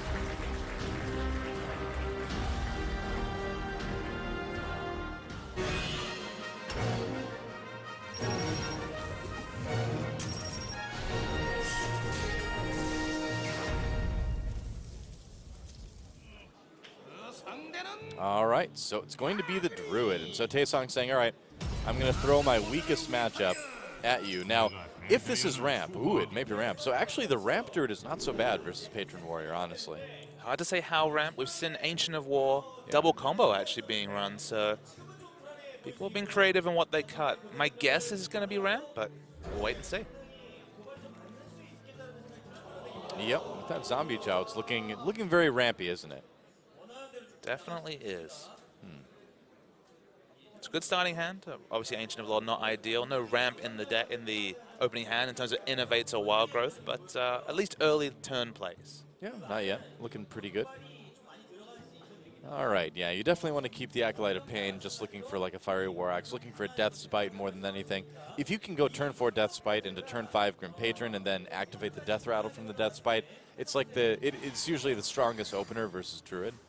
Are you creative with your keeps against Druid? I know that I'm always afraid of the double innovate, so if I had, for example, Slam Execute in my opening hand, I'd be tempted to keep it. No, you got to go for the Death Spite Grim Patron with Druid. It's too strong to go for that turn 4, turn 5. So Yeah. with 2 3s, with the double Shaded Nax Rams, although the innovate, I still think 2 3s are looking pretty good. 2 Shaded Nax Ramus is quite the board. Yeah, it is. It would certainly give you a lot of presence. This is already looking pretty good for Taesang.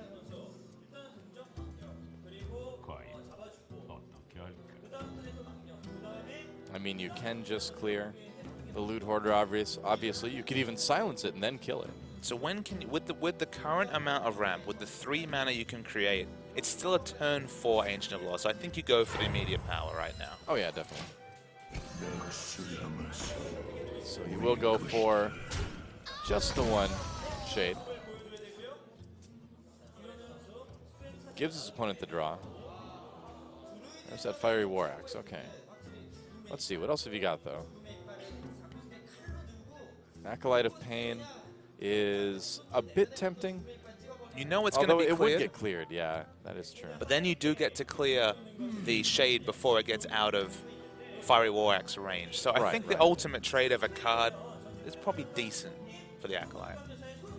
It's not like he has Cruel Taskmaster in hand. He might not even be running Cruel Taskmaster on the list. He can also just hero power with the Zombie Chow, and he doesn't even need to use the Shade to clear the Acolyte of Pain. He does give his opponent 2 draws, though, so I think he'd still use the Shade if that happened. Yeah, you want to try to deny draw as much as possible against Patron Warrior. The rope is going, though. He's got to make a decision here. Return of the Thoughtful Surrender. Loves to really take his time. Oh, yeah. It goes with the Acolyte. Needs to draw into something a little bit better. Oh, wow. Wow, he can actually run into that Acolyte and then innervate out the Druid of the Claw into taunt form. That's really good. That's really, really good. He could also charge the Druid of the Claw and keep the Shade hidden, so that option exists. He could.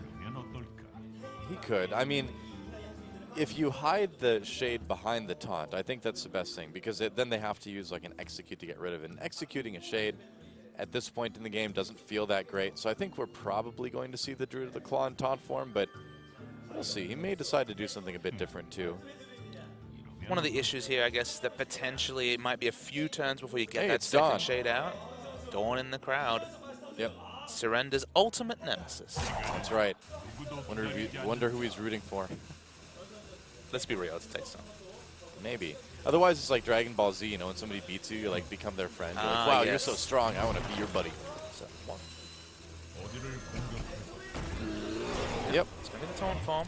Yep, safest play. Gives you the most option against Control Warrior. And this is looking really good for Taesang already. And getting a win with Druid is so huge. And this Ramp Druid, this really has been coming up recently as an answer to Patron Warrior, because traditional mid-range Druid was so vulnerable to Patron Warrior that Druids needed to change things up. And this has been a good answer. Honestly, in terms of laddering, both Druid and Warrior have gone through a bit of a change. Druid's moving towards the ramp, which does deal with the Patron Warrior. Control Warrior also coming through, which does pretty good things against the Patron Warrior as well. So, Yeah, ladder's getting slower. it is. What we've learned. Yeah. A little bit right now, yeah. Phone players being nerfed slightly. Phone players being nerfed slightly because of the slower metador. Well, if you're not going to be playing like Patron on your phone anyway, right? Unless you have like an amazing fast phone. That is one deck I will not play on my cell phone. Not a lot of good options in terms of what to play at 4 mana. This is 2 games in a row where Surrender, after developing minions so easily, and specifically the Rogue game, is just out of place on turn 4. Yeah. There's obviously minions you can throw out, but do they really impact the board state? If you don't have a Death Spite, turn 4 is always a worse turn for Patron Warrior. So it's not a big surprise. He's just going to put a little bit of a threat down. He's got another Frothing Berserker in the hand, so it is something that Taesang's going to need to deal with. Surrender's just hoping that there's no Wrath. There is a Silence, though, coming in from the Keeper, so he could deal with this Frothing Berserker very, very comfortably. How many uses do you have for Druid of the Claw, so Keeper of the Grove against Patron Warrior? It's quite minimal, really. Like, silencing a Patron is almost never the best use of 4 mana. It's very situational, you know? Sure. It's like sometimes you want to silence the Commander, sometimes you want to silence the Patron, sometimes you want to silence a Frothing Berserker, maybe sometimes you even want to silence like an Acolyte of Pain. So the Keeper of the Grove, you really do have to be careful, you're right, about like when you use it during this matchup, because what is the most important silence target, you know, kind of changes on the fly here, but I think you definitely go for it here. It really helps you maintain some strong board control. It's also really wanting to draw out and execute. Now you suddenly have 2 minions that you probably have to look to execute if you surrender. Looks like we're gonna watched these Druid cards for a while now. Yeah. All right, well, Gromash was the draw. There we go. Okay, so switching over to our other observer. Still makes me wonder, is there Harrison in this deck? Is there Brawl? Because, of course, Gromash usually is a sign of a slower version of the deck. I don't think he's got Harrison or Brawl. I think this is pretty standard Patron Warrior from what I've seen. I'm guessing he probably runs the Gnomish Engineer in there. And Gromash is still pretty common across the board in Patron Warrior. A lot of people have been experimenting with taking it out. I like to leave it in. I still think it's such a strong closer. It's such a strong bit of board presence, too, if you need it. How many metas has Combo Druid gone through with a 14 damage reach, which, of course, with the... like all of them. Exactly. So just like, of course, the Death Spike into Gromash does open you to. Yeah, or the Inner Fire or the Cruel Taskmaster for the 12 damage Gromash. All right, so let's see. Really wants him to trade his Shade. That's what he's trying to draw. Thinking hard.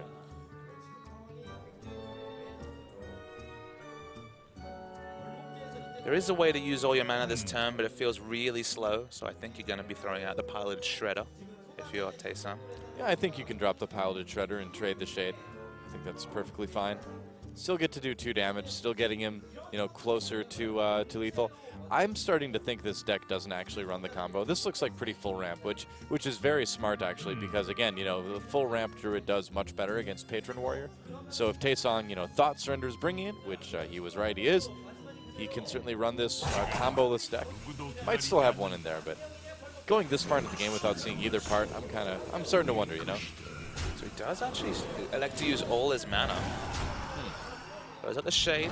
Doesn't really present much of a threat to Surrender. And if that means there's an extra turn to start developing what will be, we can see the big Patron combo in hand. It's going to be turn 8 when that comes down. The dream was of the on-curve top deck Thoros. Yeah. Oh, definitely. Well, no real way to get rid of this. Oh dear. The suboptimal Battle Rage. Yeah, you just got to draw. Just have to draw. We'll see what it is. If he draws into Death Spite, oh man, another Battle Rage. Watch, he's going to do it again, and now he's going to draw into Death Spite, and he's just going to feel awful. And then Hero Power and just be like, well, this turn sucked. Pretty much. It's going to happen. If he would have gotten Death Spite, it would have been great, man. He could have attacked into the Keeper of the Grove, could have set up a pretty sick turn. And now... Even considering not going for the second Battle Rage. I mean, dropping the Warsong Commander now is basically like giving yourself a little bit of armor. I like the way you encapsulate that. It has to be clear just because of the threat, the multiple threats this deck runs, so it'll draw something out. But there's the Thorison that Surrender was dreaming of. Yeah, and he's going to probably trade the Shade in here. I think that's a pretty easy decision to make. And you expose the Shade, yeah, but you get your opponent down to 17. Oh, the quality of hand coming through from Taesang is incredible with Thorison. Yeah, well, he's got Dr. Boom coming out. This is the Kel'Thuzad Druid. Okay, this is actually what he ran in the previous round. Yeah, Surrender ran, sorry. So no combo, yeah. It's not too surprising to see this now. Surrender was the only one running Kel'Thuzad Druid, and now Taesang's stolen it away. Yeah, pretty cool. He's got that Harrison in there as well, too, of course. All right, well, Surrender, what do you do now? The doubts start to come in a bit here, You're like, uh-oh. I think you slam first. What are you slamming? Slam the Shade. It's the biggest danger. Okay. It's going to grow the most. So you slam the Shade, see what you draw into. Battle Rage first. Okay, yeah, why not? Armorsmith. Doesn't really do anything. Yeah. I mean, he could slam the Keeper and then attack with the axe into the Shade. It would clear the most. He really needs to improve the quality of his hand, though. So the lack of draw will be depressing. I think you're really worried about the Savage Roar here, though. Savage Roar. So, of course, 6, 10, 15, something lethal range. Yeah, because if you slam attack, you still can armor up. So you're only taking, quote-unquote, 1 damage from the Shade, right?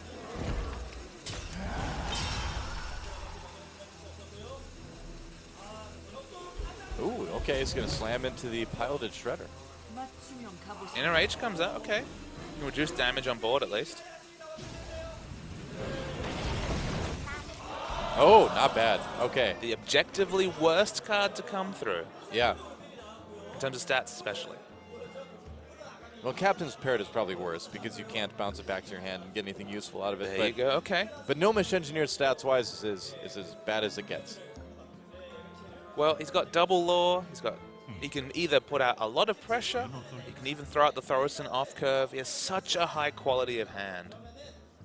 Where does he go with it? Does he need more options? Does he need to lore here?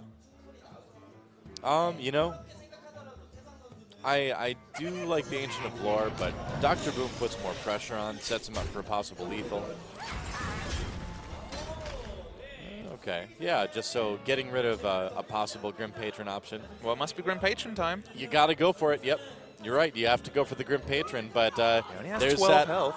There's that chance too that a Boombot kills your Warsong Commander, kills your other Patron.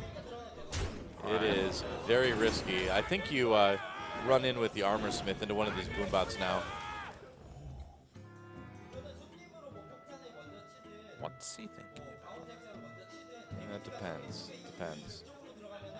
Is he going to take the risk? If you run in with the Armor Smith, you give the Patron more chances to live.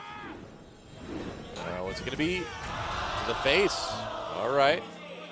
All right. Now, this cannot hit him for 4. Oh, wow. Look at that. And he actually has enough with that Armor Smith to clear Dr. Boom. And get up to 15, 16 health. Wow. Dude, Surrender's heart racing 1,000,000 miles an hour. He may have found a way back into this game. Now, Ancient of Lore does draw you 2 cards, but you only have 1 mana left. Sylvanas can be avoided. So into turn 8, he played the Dr. Boom, which does have that propensity to be brought down by the Warsong Commander Grim Patron combo. So on some level, Taesang did open himself up to this result. Yeah, a little bit. And you're still not going to die next turn, because even if you get an activator for Gromash, it's still not lethal. It's very close, but it's not lethal. It's going to take that 3 damage anyway. So if Whirlwind came through, it would be 16, 18, a lot of damage. That's true. Hey, it's the Grim Patron has a Facebook page, apparently. Does everyone get in there? Everybody goes and likes it. Well, I think you can run the... well, if you run the Loot Hoarder in, Sylvanas trades really easily.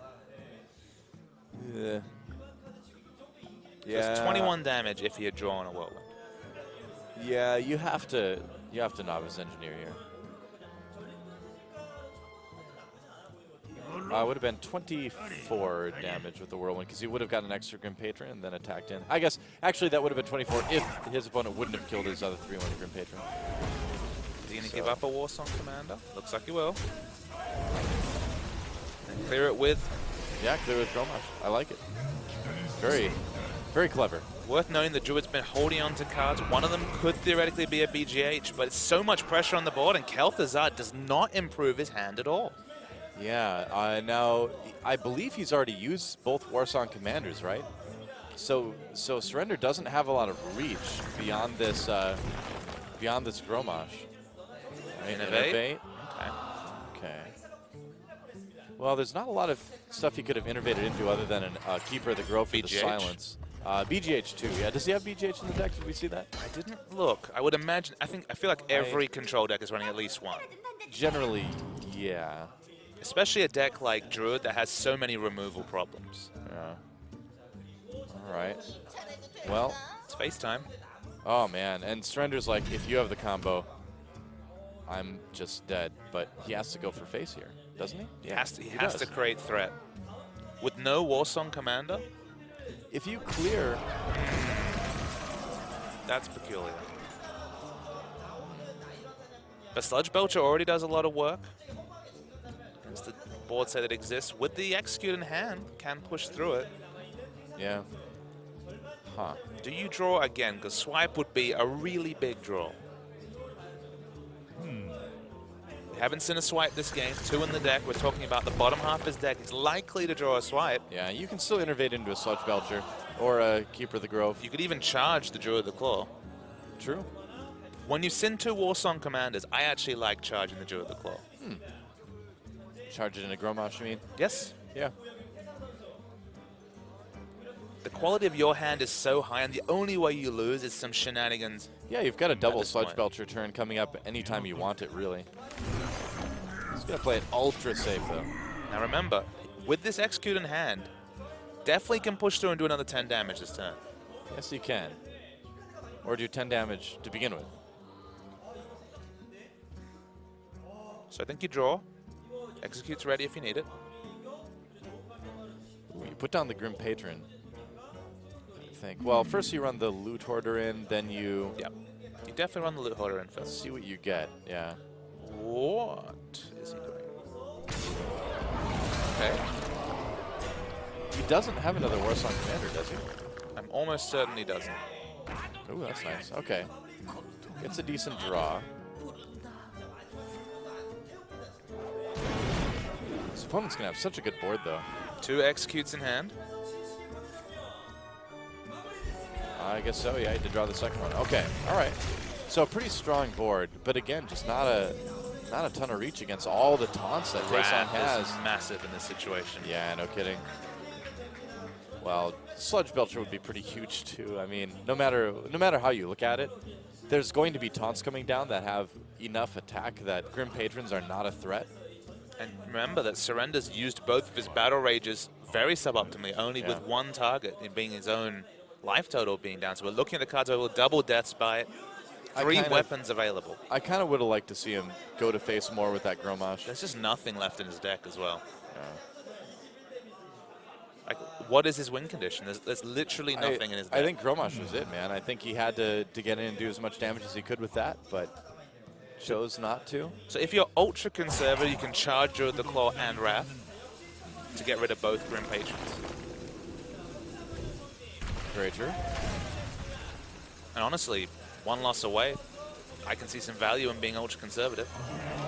Just throws out the Kel'Thuzad. That's really interesting. Well, it's going to get executed. Yes. That's for sure.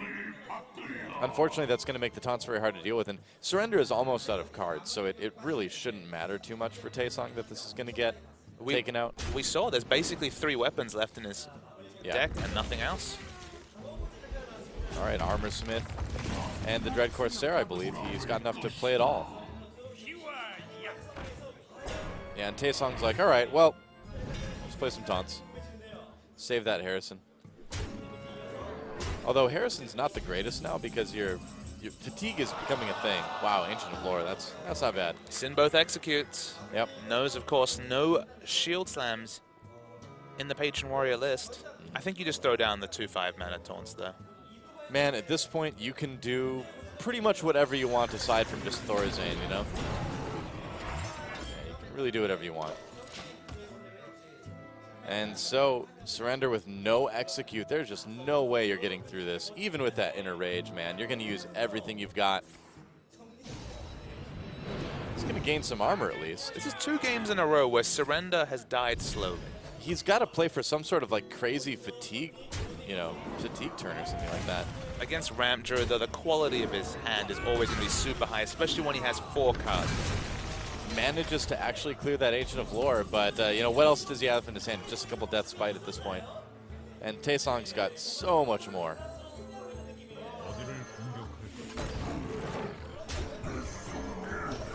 He's had enough of the Grim Patrons. Yep, I have too. And so Death Spite, right? Nope. Oh, Fiery War Axe is the only other thing The besides bottom weapons. 2 cards on his deck are the Death Spites that are so core to the Patron Warrior. It almost sounded inconceivable going 0-4 with Patron Warrior, but remember, Doa, this is a player who's gone 0-3 against 3 aggro decks with handlocks, so yeah. Man, fates can be cruel to Surrender. It's only 2 games, still 2 more wins required, but another comfortable win for Taesang. Those were the 2 decks that Taesang had that are particularly good against Patron Warrior, though, that Ramp Druid and the Handlock. Mech Mage is pretty bad. Mech Mage can certainly suffer against Patron Warrior. Taesong's Warrior, we have seen it is Control. So Control Warrior can do okay versus Patron. It can go the other way. I look at that one a little bit more of a 50-50 depending on how much armor the Control Warrior gets. But it's going to get more challenging for Taesang to beat this Patron Warrior from here on out. The 2 easy games are out of the way. He got those 2 wins. Can he get the wins in challenge mode? Now it's like, try it again on a harder difficulty. We'll see if he can do it. Taesang has started the comeback, but he's got to keep it going. Surrender's still 1 game away from the grand finals. Let's see if he can pull it off.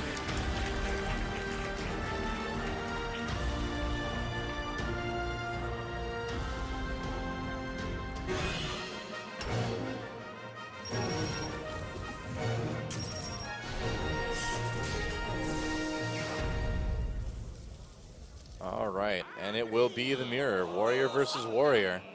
I actually like this strategy. Obviously, Mech Mage to me is the weakest of all options, so leave it for when. If you're putting out the Mech Mage, you just have to hope the Surrender's pretty tilted after going 0-3 Yeah. Grim Patron. I am, and if you're Surrender, you really shouldn't be that worried at this point. You're like, all right, those last 2 decks, those were really good against what I was playing. Now I'm going to something where I've got a bit more of a shot. And even if I lose to this Control Warrior, I'm going up against Mech Mage. And Mech Mage can still go either way, right? If Mech Mage gets a really good start, it's tough for a Patron Warrior to keep up. But it's the best chance he's got to win out of these 4 decks, right? It's just crazy to me that, honestly, I'd probably put the Control Warrior matchup more 60-40 in the advantage of the Control Warrior just from my own play. Yeah, generally that's how it goes. Ooh, and the Revenge. It's crazy. Nice tech against the Patron Warrior. It's crazy to me, though, Doa, that that's 3 decks at minimum that are favored against Grim Patron, which is obviously so in the meta at the moment. Yeah. Well, Taesang certainly knowing what Surrender's preferences are. So we're checking out this list. It's the Ysera list. Obviously, very prototypical Control Warrior. Yeah, very, very normal Control Warrior. Oh, double Brawl, though, actually. That's cool. This is the go-away Grim Patron list. This is the anti-Grim Patron Control Warrior for sure. Yeah, I mean, like we saw, too, running that 1 Revenge, which is pretty good once you get low enough health. You know, you can clear all the Grim Patrons. Harrison's so important against Patron Warrior as well. Death's Bite is absolutely what you're gunning for with that Harrison. Yep. Man, it's tough for Surrender. Taesang has really built his decks well to combat Grim Patron. And if you think about it, think about his Mech Mage now for a moment. He's running stuff like Water Elemental, right? Sure. So he's even teched out that Mech Mage a little bit to be good against Grim Patron as well. So we're really seeing Taesang's game plan start to work out here. I think it's time to equip the Death's Bite. Oh, yeah. Absolutely. You can just take out that Armor Smith, no problem. So will the Grim Patron get drawn? No. Still, the option for some pretty decent draw from Surrender if he plays that Death Spite this turn. You're tempted to because of the mana, but Harrison will 100% come through. Yeah, but if you play the Acolyte of Pain, they're just going to Kill it. Kill it without giving you an extra draw. But yeah, you can't really play around Harrison, right? You know it's going to be in there, but you never know when it's going to be in there. It's only Absolutely. 1 card. Yep. But he decides to go for the Acolyte of Pain. He's got 2, so it's not bad. So Control Warrior is no stranger to leaving the mana open on early turns. So even though he doesn't have any nice plays, doesn't have the 5 mana Harrison to use all his mana, definitely going to be content to get rid of the draw mechanic and armor up. Yeah. And Taesang's hand is so strong against Patron Warrior right now. He's got the Sylvanas, he's got the Harrison. Doesn't have a Brawl yet, but he's running 2, so very reliable that he's going to pick that up in the next couple of turns. Yeah, I mean, he's already got ways to handle a Grim Patron turn. Multiple ways. There's the Patron we speak of. Yep, that's right. So I think we have to see the Death Spite come down now for Surrender. And there are 2 of them. Well, maybe he won't play it. We'll see. Might just slam his Gnomish Inventor too. Throw out the Acolyte and armor up. Yeah, you know you could do that with 2 Death Spite in the hand, though. I feel like you just go for it. You're gonna have to face that Harrison Jones at some point. And if you can get a lot of Grim Patrons out early, the only way they can really deal with it is Brawl, you know? So some of our viewers might be wondering why it's so important to Harrison Jones, the Death Spite, and obviously destroying a weapon is always a wonderful thing, but denying the Whirlwind effect when the player wants to use it, i.e. when he can throw out a patron at the same time, Oh, yeah, is of the course. key factor. So Yeah, it's a combo deck. So if you can deny the combo, then they really can't do what the deck is designed to do. So it's tough. So are we just going to see that Harrison come out now, or is he going to, or is he going to save it? seems pretty greedy, even though it's not turn 8. So even though the mana's not necessarily clear, I think you have to. When have you to play play things. when you play Patron Warrior against Control Warrior as well too, you can approach it a little bit like Warrior versus mid-range Druid, where if you can flood the board with patrons, they have a hard time dealing with it. Really, Brawl is the only option that Control Warrior has. So that's why that early Death's Bite is still a strong play, sure. And that's why you need to kind of get rid of it with Harrison. And with the hand size that Taesang had, you could anticipate a brawl, but you're not anticipating double brawl. That's probably why you'd be surprised. Yeah, and if Brawl's there, it's there. You know, I mean, at some point you have to commit. You have to put out those Grim Patrons, and so if you do it and Brawl happens, well, Brawl happens, right? So we spoke about the matchup before where it was a Grim Patron list, and we were like, okay, in this matchup, the primary win condition against Handlock was going to be the Frothing Berserker. Is that still true against Control Warrior? Because, I mean, Burst never really been the best thing to deal with Control Warrior, depending on, of course, the armor toes that have built up. Right. But Double Brawl is going to present a lot of problems for the Warrior.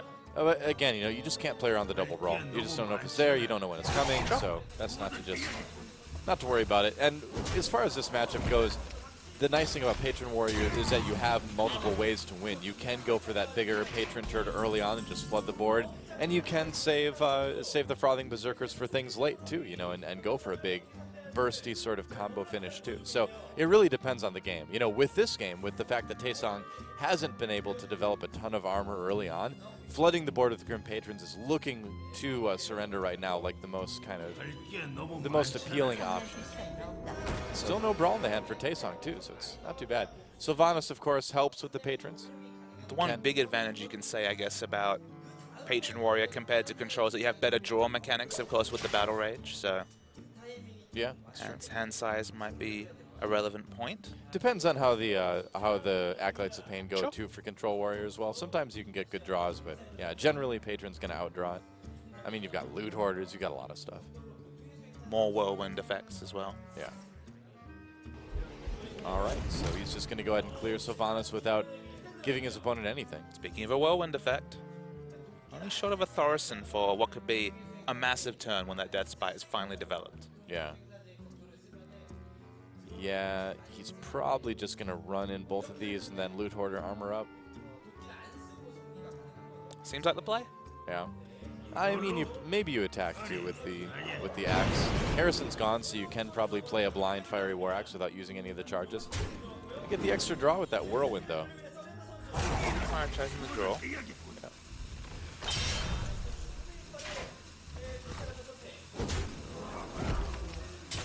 Okay, yeah, you can just attack to face again next turn. Yeah, might as well get all the damage done while you can. Oh, okay, he's going to trade. 2 damage doesn't make that big of a difference. It normally doesn't anyway. We'll have to, at the end of the game, we'll have to keep in mind if that would have made a difference or not. But getting rid of the Sylvanas is obviously, you know, very nice when you can do that before any Patron Warriors come out. And this is much more comfortable now going into turn 8, going into a situation where you're not going to have to worry about Harrison Jones. So what do you do if you're Taesang? Do you just drop Ragnaros here maybe? It's a really, considering this hand size, 9 cards, for a Control Warrior, this is actually a really poor quality of hand to deal with Patron Warrior. We don't see either of the Brawls. He doesn't even have a Taunt he can play. There's no Sludge Belcher in the hand either. The Ragnaros presents a threat, but given that Execute's so clean, and the fact that the Whirlwind effect's going to come out anyway, it's a fairly weak play. It's 8 damage to the face, and I don't really think he had any other plays he could really. There's a threat of lethal here. No, not at 8 mana, but it's coming soon. If he had a Frothing Berserker, he wouldn't be able to do 19 damage quite yet. Now he's got Gromash in hand for the possible finisher here. Wouldn't have enough mana for Execute. Now, unfortunately, he doesn't have enough mana to execute Ragnaros and play the Grim Patron at the same time, which is why we're seeing this. Ooh, there's a Frothing Berserker, though. Oh, man. The burst range next turn is insane. Yeah. If the Warsong Commander survives, which it probably won't. He needs to play the Dread Corsair here. If he plays the Dread Corsair, he saves that Warsong Commander from getting killed by the Fiery War Axe. And he's got to be worried a little bit about weapons. I think you really need to play the Dread Corsair. What's the argument to hold on to it? That it can charge next turn and provide more bursts along with the Frothing Berserker, but it's way too dangerous. You gotta play the Dread Corsair, yeah, okay. Good. And you still get to charge it. You still get to do that 3 damage. Ooh, Shield Slam is a play here. Shield Now block, that he's shield got slam? Shield Block, he can actually do it. That is such a clutch draw right now. To be able to get rid of that Frothing Berserker is, or not Frothing Berserker, the Warsong Commander is really nice. He has multiple ways to do it. Obviously, he had Cruel Taskmaster. Oh, here we go. Well, that's a lot of armor. Wow. I was just about to bemoan the fact that he didn't have a play with the shield block, but another one will do. Huge draws for Taesang. Wow. Suddenly 26. Yeah. Not the title of a teen movie. Suddenly 26? No. Well, yeah, because that's way above being a teen, man. And there's Fire War Axe. So there is another Warsong Commander in the hand, but suddenly he's facing down that 24 damage. Can he possibly do enough? Oh. Maybe. Maybe. Hold on. So my patron math, that's a lot of damage. Let's figure it out. Let's see if we can. So Commander, right? Now he doesn't have enough for Commander, Grim Patron, and Frothing Berserker. He never got to have a turn with Emperor Tharson. Does he just go off and draw a brawl? That's what he's considering doing. I think you can, because the thing is, if you save a Whirlwind, if you save one of those activators for Grommash, you might still have a close. So this is probably going to be a Grim Patron combo turn. Yeah, okay, he is going to go with the Grim Patron. Yep. And if you save that Death Spite, if he saves the Death Spite though now, that really is, makes it very obvious. Why did he not lead with the Inner Rage and then the Whirlwind? Maybe that would have been too many patrons? Is that? Yeah, I think it would have been too many patrons. I think that's actually lethal. My math is not fast enough, but it looks like Surrender's got it. He's done the math, and that is the only person doing the math that counts. Taking off the headset, we're watching the animation, and we are watching Surrender make his way to the finals. Wow, beautiful play from Surrender. Really, really good stuff. And that means, once again, 2 players from Team Ku All Killers in the grand finals. Last season it was Solsiho and Palmblatt. This season, Solsiho and Surrender. The resurrection of Surrender has been the big story this season, coming back from all those near misses to make it to the final. Already second in circuit points. Yeah. First, second in circuit points in our big final. Well, this is a season that Surrender has had a long time coming. He's been such a strong player in the Korean scene. Outside of OGN, you know, we know that already by him being second in World Championship points right now. So, yeah, again, this has been a long time coming for this guy. It's really great to see him make a finals at OGN. Yeah, just make it on the big scene with the big crowd, a big confidence booster. And I think it's time to go over to our interview with Jennifer. That's right. Thank you.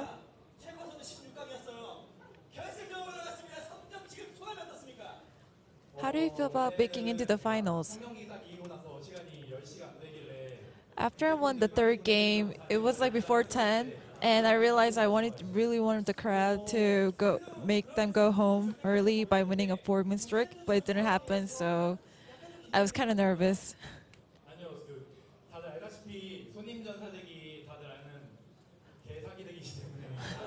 Were you that nervous? But yeah, I had the Patreon deck left, and everyone knows that that's the most OP deck made so far, so I knew I could win, but it was just I couldn't send the crowd home early, so that was one of my biggest nerve that I had. It's worth knowing that Surrender, one of our younger players, only 18, so big stage.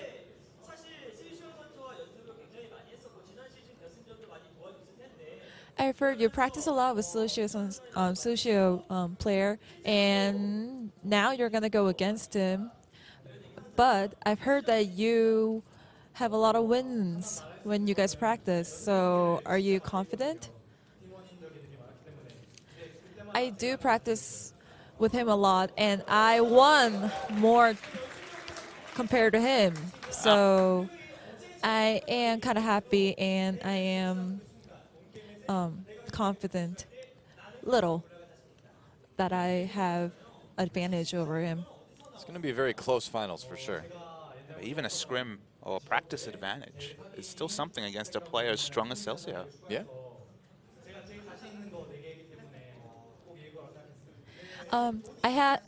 Because it's a 4-deck competition for this round, I know I could add the Patreon deck, which is one of my favorite deck. So I knew I could win.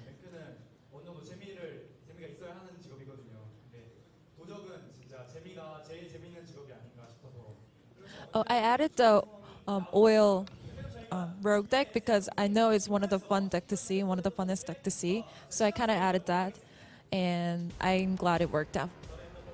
Yeah, here's a little bit of a clip of it working out. Man, those piloted shredders, really, really good addition. How about that? Into the succubus. 4-3 into 4. That's 8-6 for 4 mana, Doa. Certainly helps, yeah. I love the Bane of Doom on the Boombot, too. Into Jiraxis. Yeah, that's pretty great. I knew that game, no matter anything comes out, I knew I could win. Prophetic words. The Lightwell also joined the second 5-man damage swipe. Crazy. I think the Shredder was a little bit lazy today. The 1 damage.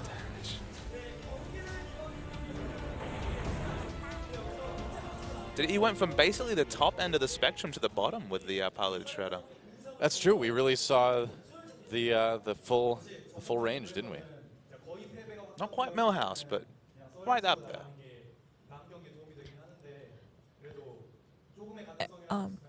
I didn't want to give up. I know it's really easy to just press forfeit, but I didn't want to. I wanted to show the crowd that you have to work to the last minute because one move can make the difference. So I wanted to show the people that it can happen, but it didn't work out. But I'm really proud of myself for not forfeiting. Some irony in the forthrightness of surrender. Yeah. Doesn't do it. Nope.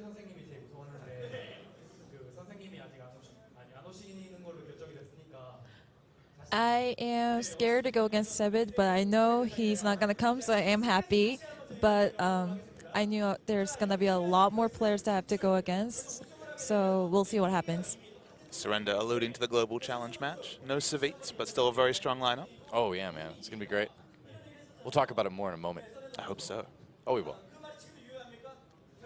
In the last interview, you said you're the second best and Sushio's the first place. So does that still... do you think you still agree to that? I don't know, but I hope I can change that at the finals. Do you want to make it to the #1 in the rank? There was time that I was #1 rank, and I kind of missed that, but I'm gonna focus on the finals now.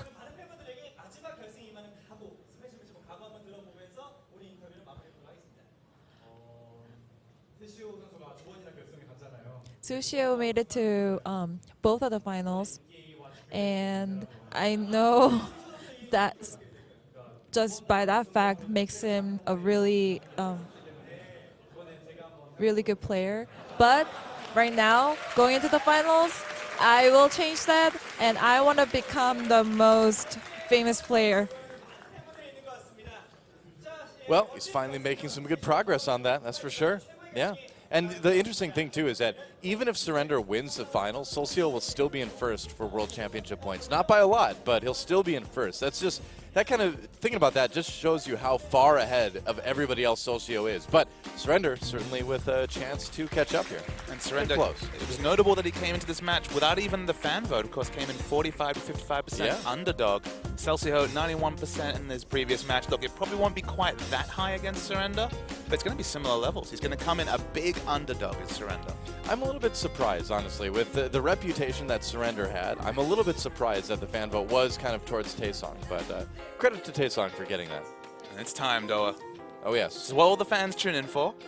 Oh, that's right. The time to open packs. Hooray. But while we see packs being open, I think it's a good time to talk about our special match next month. It's going to be awesome, guys. We are bringing in 4 players from outside of Korea to compete against the semifinalists from this season. So Solsiho, Surrender, Coco, and Taesang from Korea will be competing against Leoman, Orange, Zixo, and Kolento. Those guys are coming to Korea. It's going to be awesome. It's going to be a very cool 2-day event. See a little bit more info about it probably a little bit later here, but I'm really excited about that. I think we've got a really good lineup. Yeah, Kolento definitely the biggest name that jumps forward, of course, picking up a lot of tournament wins, but everyone else is notable. Yeah, well, I mean, we've got, I admit, I don't know a whole lot about Leoman. We'll learn more about him later. But Zixo, of course, absolutely incredible ladder player, always on the top of, a lot of ladders around the world, pretty much all of them. And we've got Orange, of course, who's had a couple really big wins in 2015 already. And then Kolento, of course, the preeminent, deck builder from Europe, right? Brilliant guy, really great player in tournaments, really great player on ladder. And so I think we've got a really interesting mix of players coming. And an innovator as well as Kolento, of course, being credited for creating Miracle Rogue, among other things. So definitely one of the preeminent Hearthstone legends, even in the young infancy of the scene. Oh yeah, Kolento's been around forever, for sure. So, will anything interesting happen for the packs of Red Tea? I'd like to see a golden legendary. After a disappointing day from Go Rush yesterday, I guess they've swapped up which caster gets to open stuff. Go Rush's been relegated. I guess so. And all right, There's so the, one epic. Yeah, one epic. The fans went home, happy because the games were good yesterday, but certainly not happy in packs. That's true. Yep. Vitality Totem. Always fun when that comes out of a pile of shredder. Surprisingly commonly. Yeah, seriously. See it way too much. I should do the math and find out how many 2-drops there are that you can draw into. I saw it once, but I can't remember the number. A lot. Well, just so when you're praying for the 1 in 62 Doomsayer or whatever it is, you can at least have the appropriate amount of faith. Yeah. So they're shaking from the McGurgle. She likes to do the sort of the rotational card pack shake, I guess. The Monte Cristo approach? I guess so, yeah, the rotations. She believes in the rotations. Well, apparently the rotations are not believing in her, though. One more. Today. That's exciting. That's a lot of rotations. Going back to the show match, to the special match we have next month, the one we did online about a month ago before this season started was so good.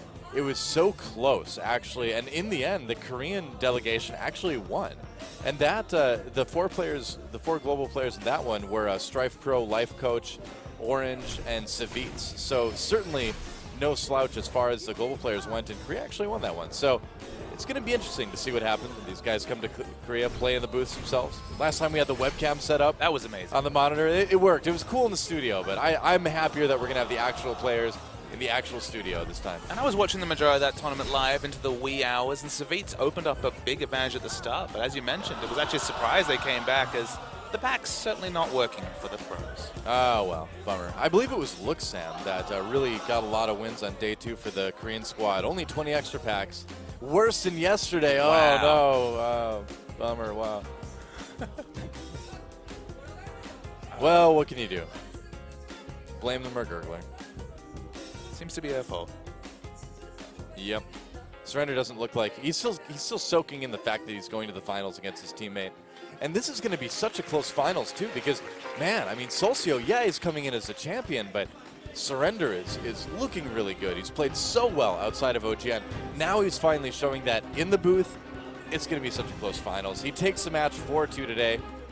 It's a good set of games. The Patron Warrior took a while to get going, but eventually triumphed over the Control Warrior, and what is at least mathematically a advantage Control Warrior. So finally got the win that he needed. Finally again, rising like a phoenix after what has been a tough relationship with OGN Hearthstone in Korea. That's right. Surrender. The bird is a word. So our final. That means, yeah, that's right, at 1 p.m. KST. So we'll be tweeting and stuff about what time that is, your time zone. You can always Google it yourselves, too. Solsio versus Surrender. It's going to be a great finals, guys. Solsio going for his second straight Hearthstone Masters Championship in Surrender. Finally trying to claim that spot that so many have said was his for so long. And, of course, the special match again next month. It's going to be Celsius, Coco, Surrender, and Taesang, the semi-finalists that you saw at the Hearthstone Korean Masters against Kalento, Orange, Zixo, and Liame. Yeah, and that is going to be July 6th and 7th, starting at 2 o'clock Korean time. So that's going to be a lot of fun. I'm really excited about that, man. Worth noting again, the grand final is going to be the team all-kill match. It's going to be the Ku All-Killers facing off against each other. So the Ku All-Killers, after evolving from their previous team names, still going to be picking up a win in this tournament. Yeah, that's right. It's cool, too, to see a team come up and be so dominant. And it doesn't look like that's going to change anytime soon now that these guys, have a practice house, have the ability to just focus 24/7 on Hearthstone. To me, that's very exciting because this scene has always kind of been on the edge of being like a very, very strong scene in this game. And this is kind of the catalyst. We see the sponsors starting to come in, and that's what's going to push Korea to the point where they can really compete regularly with Europe, with US, with the other regions. So it's going to be cool. And China, I suppose. And people have really debated about the value of those team houses. They're certainly proving that they're strong. They are. Well, a strong performance from Surrender as well. He's going to go on to face Solcio in the finals on Sunday, less than a week away, guys. So get ready for that. Thanks for watching tonight. Semifinals had a lot of great games. We'll see you on Sunday to end it all.